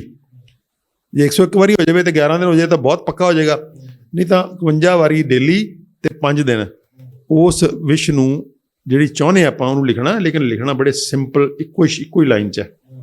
ਸਪੋਜ਼ ਆਪਾਂ ਵੀ ਮੈਂ ਠੀਕ ਹੋਣਾ, ਠੀਕ ਤਾਂ ਮੈਂ ਹੋਣਾ ਹੀ ਹੋਣਾ, ਠੀਕ ਤਾਂ ਮੈਂ ਹੋ ਹੀ ਜਾਣਾ, ਕੋਈ ਇੱਕ ਲਾਈਨ ਲਿਖ ਲਓ, ਉਹਨੂੰ 51 ਵਾਰੀ ਲਿਖੋ ਡੇਲੀ ਨੰਬਰ ਪਾ ਕੇ, ਫਿਰ ਡੇਲੀ 5 ਦਿਨ ਉਹਨੂੰ ਲਿਖੋ। ਪਰਪਸ ਕੀ ਹੈ? ਹੁਣ ਉਹਨੂੰ ਕਿੱਥੇ ਇੱਕ ਉਹਨੂੰ ਤੁਹਾਡੇ ਅੰਦਰ ਇੱਕ ਲਾਈਨ ਇੱਕ ਮੰਤਰ, ਉਹ ਮੰਤਰ ਬਣ ਜਾਏ ਤੁਹਾਡਾ ਇੱਥੇ ਕਿ ਮੈਂ ਤਾਂ ਠੀਕ ਹੋਣਾ ਹੀ ਹੋਣਾ। ਹੁਣ ਜਿਹੜਾ ਇਹ ਮੰਤਰ ਬਣ ਗਿਆ, ਹੁਣ ਇਹਨੂੰ ਇੰਟਰੋਡਿਊਸ ਕਿਵੇਂ ਕਰਨਾ, ਕਾਸਮੋਸ ਨੂੰ ਕਿਵੇਂ ਕਨਵੇ ਕਰਨਾ? ਕਾਸਮੋਸ ਨੂੰ ਕਨਵੇ ਕਰਾਂਗੇ ਅਸੀਂ ਮੈਡੀਟੇਸ਼ਨ ਦੌਰਾਨ, ਉਹਨੂੰ ਕਹਿੰਦੇ ਮੈਡੀਟੇਸ਼ਨ ਦਾ ਪ੍ਰੋਸੈਸ। ਮੈਡੀਟੇਸ਼ਨ ਦਾ ਜਿਹੜਾ ਪ੍ਰੋਸੈਸ ਬਹੁਤ ਪਿਆਰਾ ਪ੍ਰੋਸੈਸ ਹੈ, ਉਹਨੂੰ ਅਸੀਂ ਕਹਿੰਦੇ ਹਾਂ ਗੋਇੰਗ ਇਨਸਾਈਡ। ਮੈਡੀਟੇਸ਼ਨ ਕੀ ਆ? ਫਰੋਮ ਆਊਟਸਾਈਡ ਗੋ ਇਨਸਾਈਡ, ਯਾਨੀ ਕਿ ਬਾਹਰ ਫਿਜ਼ੀਕਲ ਦੁਨੀਆ ਤੋਂ ਵਿਚਾਰਾਂ ਦੀ ਦੁਨੀਆ ਜਾਓ। ਅੰਦਰ ਕੀ ਹੈ? ਵਿਚਾਰ ਨੇ, ਅੰਦਰ ਹੋਰ ਤਾਂ ਕੁਛ ਨਹੀਂ ਹੈ, ਅੰਦਰ ਹੋਰ ਤਾਂ ਕੁਛ ਨਹੀਂ ਨਾ, ਵਿਚਾਰ ਨੇ ਤੁਹਾਡੇ। ਤਾਂ ਵਿਚਾਰਾਂ ਦੀ ਦੁਨੀਆ ਜਾਣਾ, ਦੈਟ ਇਜ਼ ਮੈਡੀਟੇਸ਼ਨ। ਵਿਚਾਰਾਂ ਦੀ ਦੁਨੀਆ 'ਚ ਹੁਣ ਜਾਣਾ ਐਡਾ ਸੌਖਾ ਨਹੀਂ ਹੁੰਦਾ, ਕਿਉਂ ਤੁਹਾਡਾ ਮਨ ਬਹੁਤ ਡਿਸਟਰਬਡ ਹੈ। ਤੁਹਾਡਾ ਪਹਿਲੇ ਤਾਂ ਅੱਖਾਂ ਬੰਦ, ਬਹੁਤੇ ਬੰਦਾ ਅੱਖਾਂ ਹੀ ਨਹੀਂ ਬੰਦ ਕਰਦੇ ਜਦ ਤੱਕ ਉਹ ਜਾਗਦੇ ਆ।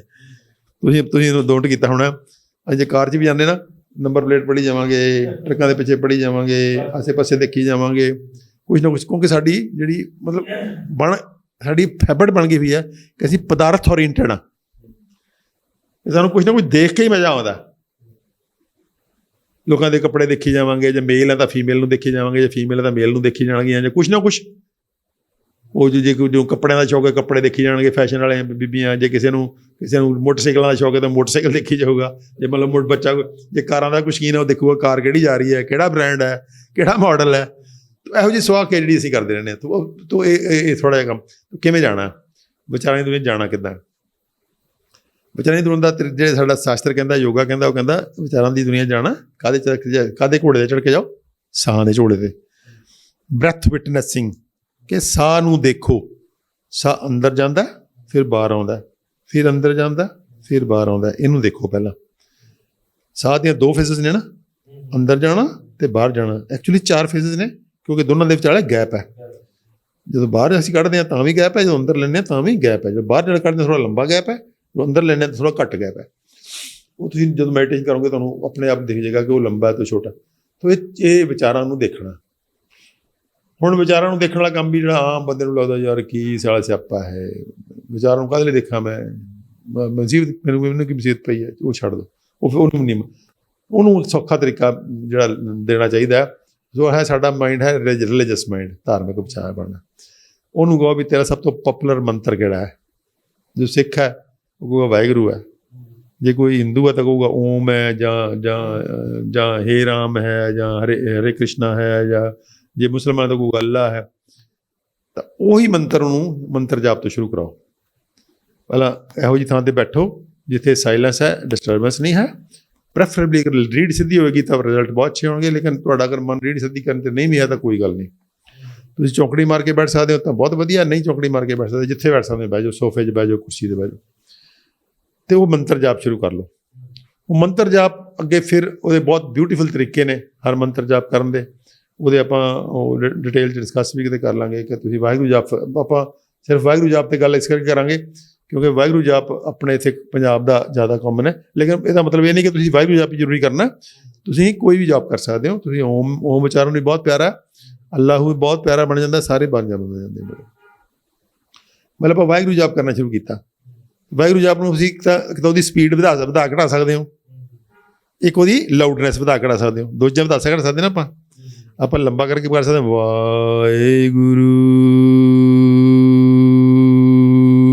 ਮੈਂ ਇੱਦਾਂ ਵੀ ਕਰ ਸਕਦੇ ਹਾਂ, ਇਹਦਾ ਇਨ ਬਿਟਵੀਨ ਵੀ ਕਰ ਸਕਦੇ ਹਾਂ, ਸਿਰਫ ਬਹੁਤ ਸ਼ਾਰਟ ਕਰ ਸਕਦੇ ਹਾਂ, ਜਿਵੇਂ ਉਹ ਰੈਂਡ ਸਬਾਈ ਵਾਲਾ ਕਰਦੇ ਹਾਂ, ਲੰਬਾ ਸਾਹ ਲੈ ਕੇ। ਵਾਹਿਗੁਰੂ ਵਾਹਿਗੁਰੂ ਵਾਹਿਗੁਰੂ ਵਾਹਿਗੁਰੂ ਵਾਹਿਗੁਰੂ ਵਾਹਿਗੁਰੂ ਵਾਹਿਗੁਰੂ ਵਾਹਿਗੁਰੂ, ਇਹ ਵੀ ਇੱਕ ਤਰੀਕਾ ਹੈ, ਠੀਕ ਹੈ। ਸੋ ਇੱਕ ਇਸੇ ਸਪੀਡ ਹੋ ਗਈ। ਫਿਰ ਲਾਊਡਨੈਸ ਹੋ ਗਈ ਕਿ ਕਿੰਨਾ ਉੱਚੀ ਕਰ ਰਹੇ ਹੋ ਤੁਸੀਂ ਬਹੁਤ ਉੱਚੀ ਵੀ ਕਰ ਸਕਦੇ ਹੋ, ਤੁਸੀਂ ਮੀਡੀਅਮ ਵੀ ਕਰ ਸਕਦੇ ਹੋ, ਤੁਸੀਂ ਫਿਰ ਬੁੱਲ ਲਾ ਸਕਦੇ ਹੋ, ਅਤੇ ਅੰਤ 'ਚ ਜੱਪਾ ਜਾਪ ਹੋ ਸਕਦਾ ਕਿ ਤੁਸੀਂ ਕੁਛ ਵੀ ਨਹੀਂ ਲਾ ਰਹੇ, ਬੁੱਲ ਵੀ ਨਹੀਂ ਹਿੱਲ ਰਹੇ, ਤੁਹਾਡੇ ਅੰਦਰ ਵਾਹਿਗੁਰੂ ਜਾਪ ਚੱਲੀ ਜਾ ਰਿਹਾ।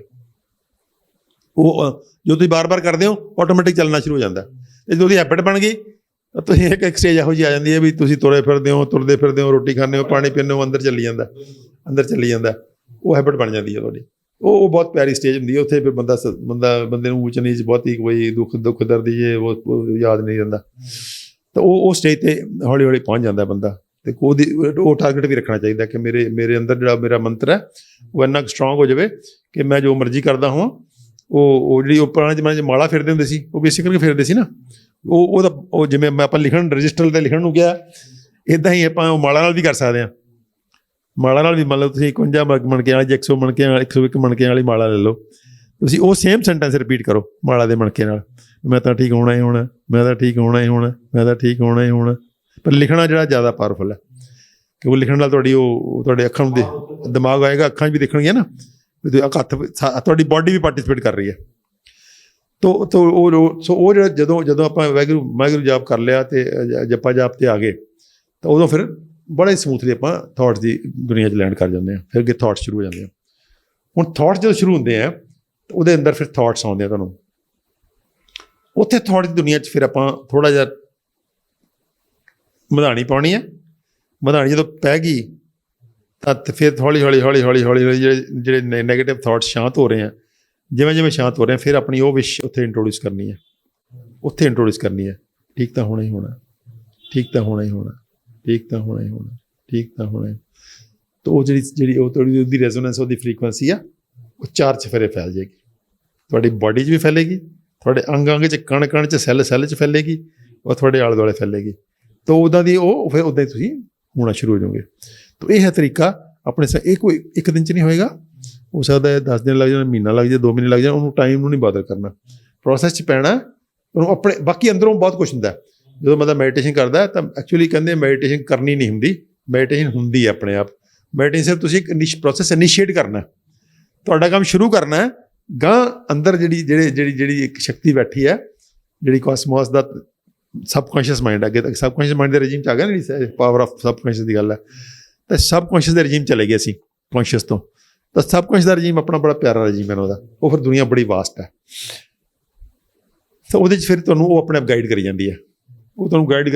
ਈਵਨ ਤੁਹਾਡੇ ਜਿਹੜੇ ਚੱਕਰਾਂ ਪਾਰਟੀਸਪੇਟ ਕਰਨਾ ਸ਼ੁਰੂ ਕਰ ਦਿੰਦੇ ਆ। ਜਦੋਂ ਤੁਸੀਂ ਵਾਹਿਗੁਰੂ ਜਾਪ ਕਰੋਗੇ ਨਾ, ਤੁਸੀਂ ਪਾਓਗੇ ਕਿ ਥੋੜ੍ਹੇ ਚੱਕਰ ਜਿਹੜੇ ਨੇ, ਇਹ ਅਜਨਾ ਚੱਕਰ ਹੈ, ਵਿਸ਼ੁੱਧੀ ਹੈ, ਅਨਹਦ ਹੈ, ਮਨੀਪੁਰ ਹੈ, ਇਹ ਹੈ, ਸ਼ੀਰ ਚੱਕਰ, ਇਹ ਨਾਲ ਪਾਰਟੀਸਪੇਟ ਕਰਨਾ ਸ਼ੁਰੂ ਕਰ ਦਿੰਦੇ ਆ। ਈਵਨ ਤੁਹਾਡੀ ਮੂਵਮੈਂਟ ਹੋਣੀ ਸ਼ੁਰੂ ਹੋ ਜਾਂਦੀ ਹੈ। ਮੂਵਮੈਂਟ ਤੁਸੀਂ ਮਾੜਾ ਜਿਹਾ ਤੁਹਾਡਾ ਪੇਟ 'ਤੇ ਧਿਆਨ ਕਰੋਗੇ ਤਾਂ ਤੁਹਾਡਾ ਕਪਾਲਭਾਤੀ ਟਾਈਪ ਮੂਵਮੈਂਟ ਸ਼ੁਰੂ ਹੋਣੀ ਸ਼ੁਰੂ ਹੋ ਜਾਏਗੀ। ਜੇ ਥੱਲੇ ਮੂਲਾਧਾਰ 'ਤੇ ਕਰੋਗੇ ਤਾਂ ਮੂਲਾਧਾਰ ਦੀ ਹੋਰ ਕੰਟਰੈਕਸ਼ਨ ਹੋਣੀ ਸ਼ੁਰੂ ਹੋ ਜਾਏਗੀ, ਇਹਨੂੰ ਅਸ਼ਵਨੀ ਕਿਰਿਆ ਕਹਿੰਦੇ ਆ। ਇੱਥੇ ਤਾਂ ਤੁਸੀਂ ਇੱਥੇ ਕਰੋਗੇ ਤਾਂ ਤੁਹਾਨੂੰ ਉਹ ਪੂਰੀ ਉਹਦੀ ਜਿਹੜੀ ਵਾਈਬ੍ਰੇਸ਼ਨ ਫੀਲ ਹੋਏਗੀ। ਇੱਥੇ ਤਾਂ ਬਹੁਤ ਸੌਖੀ ਹੋ ਜਾਂਦੀ ਹੈ। ਇੱਥੇ ਵਾਈਬ੍ਰੇਸ਼ਨ ਨਾਲ ਤੁਹਾਡੀ ਇੱਦਾਂ ਫੀਲ ਹੋਏਗੀ, ਬਹੁਤ ਸੂਦਿੰਗ, ਜਿੱਦਾਂ ਕੁਛ ਕਰੋਲ ਕਰ ਰਿਹਾ, ਸਮਥਿੰਗ ਕਰੋਲਿੰਗ। ਤਾਂ ਇਹ ਸਾਰਾ ਉਹ ਵੀ ਪਾਰਟੀਸਪੇਟ ਕਰਨਾ ਸ਼ੁਰੂ। ਚੱਕਰ ਜਿਹੜੀ ਸਾਡੀ ਊਰਜਾ 6 ਚੱਕਰਾਂ 'ਤੇ ਜ਼ਿਆਦਾ ਕੇਂਦਰਿਤ ਹੈ, 6 ਚੱਕਰਾਂ 'ਤੇ ਕੇਂਦਰਿਤ, ਉਹ ਵੀ ਨਾਲ ਪਾਰਟੀਸਪੇਟ ਕਰਨਾ ਸ਼ੁਰੂ ਕਰਦੇ ਆ। ਸੋ ਕਾਹਦੀ ਸ਼ਕਤੀ ਹੋ ਗਈ? ਕੋਸਮੋਸ ਦੀ ਸ਼ਕਤੀ ਹੋ ਗਈ, ਸਾਡੀ ਵਾਹਿਗੁਰੂ ਜਾਪ ਦੀ ਸ਼ਕਤੀ ਹੋ ਗਈ, ਸਾਡੇ ਬਰੀਦਿੰਗ ਨਾਲ ਚੱਲ ਰਹੀ ਹੈ, ਉਹਦੀ ਸ਼ਕਤੀ ਹੋ ਗਈ। ਫਿਰ ਅੱਗੇ ਤੁਸੀਂ ਉਹਦੀ ਸ਼ਕਤੀ ਦੇ ਵੱਡੇ ਸਰੋਤ ਨਾਲ ਜੁੜ ਕੇ ਜਾ ਕੇ ਅੰਦਰ ਅਚੇਤ ਮਨ 'ਚ। ਅਤੇ ਜਦੋਂ ਤੁਸੀਂ ਅਚੇਤ ਮਨ 'ਚ ਇਹ ਆਪਣੀ ਇੱਛਾ ਜ਼ਾਹਰ ਕਰਤੀ, ਜਿਹੜਾ ਮੰਤਰ ਨਵਾਂ ਬਣਾਇਆ ਸੀਗਾ ਪੋਜ਼ੀਟਿਵ ਚੜ੍ਹਦੀ ਕਲਾ ਵਾਲਾ, ਕਿ ਮੈਂ ਤਾਂ ਠੀਕ ਹੋਣਾ ਹੀ ਹੋਣਾ, ਤਾਂ ਠੀਕ ਹੋ ਜਾਓਗੇ। ਜਿਹੜਾ ਵੀ ਵਿਅਕਤੀ, ਔਰ ਤੁਸੀਂ ਪਾਓਗੇ ਇਹੋ ਜਿਹੀ ਐਗਜ਼ਾਮਪਲ ਤੁਹਾਨੂੰ ਮਿਲ ਜਾਣਗੀਆਂ। ਬਹੁਤ ਵਾਰੀ ਨਾ ਹੁੰਦਾ ਦਰਬਾਰ ਸਾਹਿਬ ਜਾ ਕੇ ਬੰਦਾ ਠੀਕ ਹੋ ਗਿਆ, ਪੁਰਾਣੀ ਥਾਂ 'ਤੇ ਉਹ ਹੋ ਜਾਂਦੇ ਬੰਦੇ, ਇਹ ਨਹੀਂ, ਝੂਠ ਨਹੀਂ ਮਾਰ ਰਹੇ ਹੁੰਦੇ। ਉਹ ਲੋਕ ਸਮਝਦੇ ਵੀ ਐਵੇਂ ਗੱਪਾਂ ਮਾਰੀ ਜਾਂਦੇ ਆ। ਜਿਹੜੇ ਤਰਕਸ਼ੀਲ ਟਾਈਪ ਦੇ ਬੰਦੇ ਹੁੰਦੇ ਨਾ, ਉਹ ਸਮਝਦੇ ਐਵੇਂ ਗੱਪਾਂ ਮਾਰੀ ਜਾਂਦੇ ਆ, ਐਵੇਂ ਠੀਕ ਹੋ ਜਾਣਗੇ। ਠੀਕ ਹੋ ਜਾਂਦੇ ਆ ਕਿਉਂ? ਉਹ ਸੰਕਲਪ ਦੀ ਸ਼ਕਤੀ ਹੈ, ਉਹ ਸੰਕਲਪ ਉਹਨੇ ਪਾਵਰਫੁਲ ਕਰ ਲਿਆ। ਫਿਰ ਦਰਬਾਰ ਸਾਹਿਬ ਗਿਆ, ਉਹਨੇ ਆਪਣਾ ਸੰਕਲਪ ਇੰਨਾ ਪਾਵਰਫੁਲ ਕਰ ਲਿਆ ਕਿ ਠੀਕ ਤਾਂ ਹੋਣਾ ਹੀ ਹੋਣਾ, ਤਾਂ ਠੀਕ ਹੋ ਜਾਂਦਾ। ਪਰ ਇਹ ਅਦਰਵਾਈਜ਼ ਰੂਟੀਨ 'ਚ ਬਹੁਤ ਲੋਕਾਂ ਨੂੰ ਇਹ ਤਰੀਕਾ ਘੱਟ ਆਉਂਦਾ।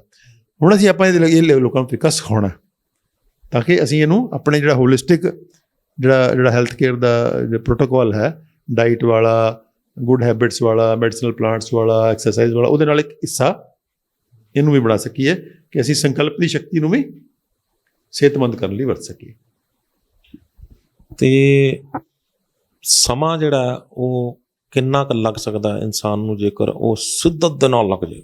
ਨਹੀਂ, ਇਹ ਵਿਅਕਤੀ ਦੀ ਪਰਸਨੈਲਿਟੀ ਤੇ ਡਿਪੈਂਡ ਕਰਦਾ। ਜਿਹੜਾ ਬੰਦਾ ਚਾਈਲਡ ਲਾਈਕ ਹੋਏਗਾ, ਜਿਹੜਾ ਅੰਦਰੋਂ ਬਾਹਰੋਂ ਇੱਕੋ ਵਾਰ ਬਹੁਤ ਘੱਟ ਸਮਾਂ ਲੱਗੇਗਾ। ਜਿਹੜਾ ਬੰਦਾ ਥੋੜ੍ਹਾ ਜਿਹਾ ਉਹ ਹੈ, ਜਿਹੜਾ ਡਿਪਲੋਮੈਟਿਕ ਟਾਈਪ, ਉੱਤੋਂ ਕੁਛ ਹੋਰ ਵਿੱਚੋਂ ਕੁਛ ਹੋਰ, ਧੋਖੇਬਾਜ਼, ਧੜੇਬਾਜ਼, ਝੂਠਾ, ਮਕਾਰ, ਉਹਨੂੰ ਘੱਟ ਪਹਿਲਾਂ ਉਹਦੀ ਮਕਾਰੀ ਜਾਊਗੀ।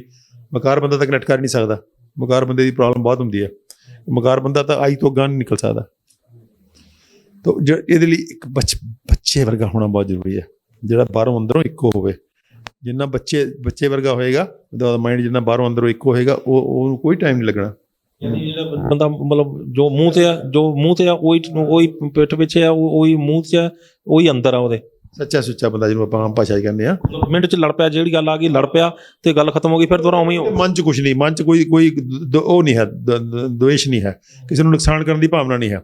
ਸਭ ਦਾ ਭਲਾ, ਸਰਬੱਤ ਦਾ ਭਲਾ, ਉਹ ਸਭ ਦਾ ਭਲਾ ਚਾਹੁਣ ਵਾਲਾ ਜਿਹੜਾ ਮਨੁੱਖ ਹੈ, ਜਿਹੜਾ ਗੁਰੂ ਸਾਹਿਬਾਨ ਨੇ ਮਨੁੱਖ ਪੈਦਾ ਕਰਨ ਦੀ ਐਫਰਟ ਕੀਤੀ ਹੈ, 10 ਗੁਰੂ ਸਾਹਿਬਾਨ ਨੇ, ਉਹ ਸਾਰਾ ਹੀ ਮਨੁੱਖ ਹੈ। ਤੁਸੀਂ ਦੇਖੋ ਗੁਰੂ ਨਾਨਕ ਸਾਹਿਬ ਤੋਂ ਲੈ ਕੇ ਗੁਰੂ ਗੋਬਿੰਦ ਸਿੰਘ ਤੱਕ ਆਹੀ ਮਨੁੱਖ ਪੈਦਾ ਕਰਨ ਦੀ ਕੋਸ਼ਿਸ਼ ਕੀਤੀ ਹੈ। ਜਿਸ ਮਨੁੱਖ ਦੀ ਆਪਾਂ ਗੱਲ ਕਰ ਰਹੇ ਹਾਂ ਕਿ ਉਹ ਸਰਬੱਤ ਦਾ ਭਲਾ ਤੇ ਚੜ੍ਹਦੀ ਕਲਾ, ਦੋ ਚੀਜ਼ਾਂ ਤੇ ਕੇਂਦਰਿਤ ਸਾਰੀ ਜਿਹੜੀ ਫਿਲਾਸਫੀ ਹੈ ਸਾਡੀ। ਤੇ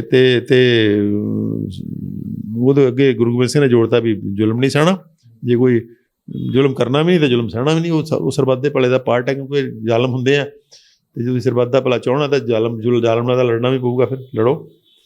ਤਾਂ ਉਹ ਸਾਰੇ ਦਾ ਸਾਰਾ ਜਿਹੜਾ ਸਾਡੀ 10 ਗੁਰੂਆਂ ਦੀ ਜਿਹੜੀ ਪੂਰੀ ਧਰੋਹਰ ਹੈ, ਸਾਡੀ ਜਿਹੜੀ ਹੈਰੀਡਿਟੀ ਹੈ, ਜਿਹਦੇ ਅਸੀਂ ਵਾਰਸ ਹਾਂ, ਉਹ ਸਾਡੇ ਕੋਲ ਤਾਂ ਬਹੁਤ ਰੀਸੈਂਟ ਪਾਸਟ ਹੈ। ਅਸੀਂ ਖੁਸ਼ਕਿਸਮਤ ਹਾਂ ਇਸ ਮਾਮਲੇ 'ਚ ਕਿ ਸਾਡੇ ਕੋਲ ਇੱਕ ਬਹੁਤ ਹੀ ਰੀਸੈਂਟ ਪਾਸਟ ਹੈ। ਇਹੋ ਜਿਹੇ ਰੀਸੈਂਟ ਪਾਸਟ ਬਹੁਤ ਘੱਟ ਲੋਕਾਂ ਕੋਲ ਨੇ। ਉਹਨਾਂ ਦੀਆਂ ਐਂਸ਼ੀਐਂਟ ਸੱਭਿਅਤਾਵਾਂ ਨੇ ਜਿਹੜੇ ਹਜ਼ਾਰਾਂ ਸਾਲ ਪੁਰਾਣੀਆਂ ਸੀਗੀਆਂ। ਸਾਡੇ ਕੋਲ ਉਹ 10 ਉਹਨਾਂ ਸੱਭਿਅਤਾਵਾਂ ਦਾ ਨਿਚੋੜ ਪਿਆ 10 ਗੁਰੂ ਸਾਹਿਬਾਨ ਦੀ ਸ਼ਕਲ 'ਚ।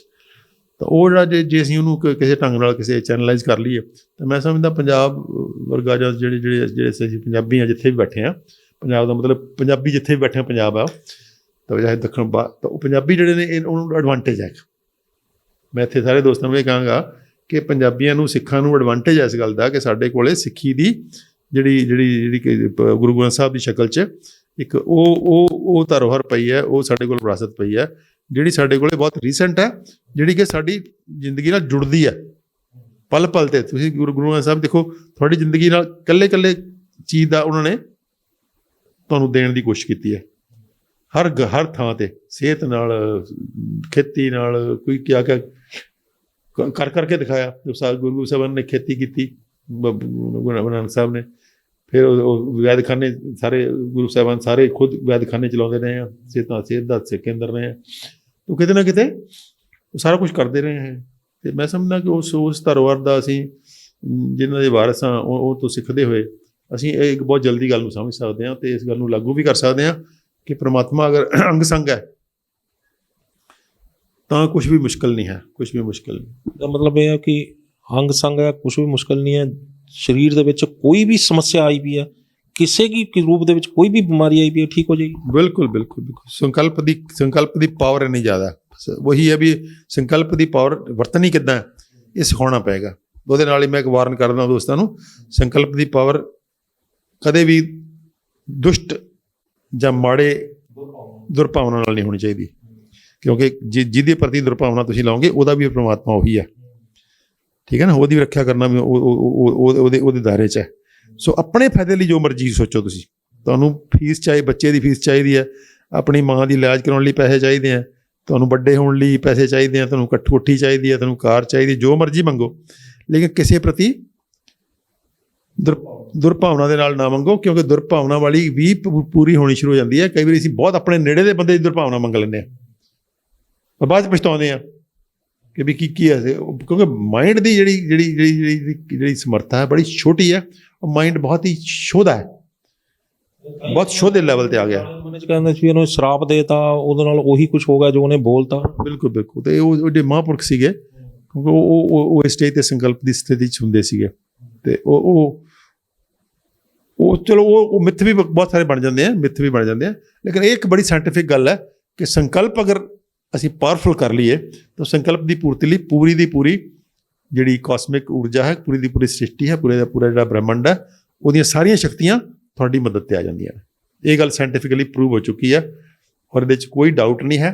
ਔਰ ਇਹਨੂੰ ਬਾਰ-ਬਾਰ ਲੋਕਾਂ ਨੇ ਟੈਸਟ ਕੀਤਾ ਔਰ ਬਾਰ-ਬਾਰ ਉਹ ਸੇਮ ਰਿਜ਼ਲਟ ਪਾਏ ਆ। ਸਾਇੰਸ ਉਹੀ ਹੁੰਦੀ ਹੈ ਜਿਹਨੂੰ ਤੁਸੀਂ ਜਦੋਂ ਟੈਸਟ ਕਰੋ ਤਾਂ ਉਹੀ ਰਿਜ਼ਲਟ ਆਵੇ।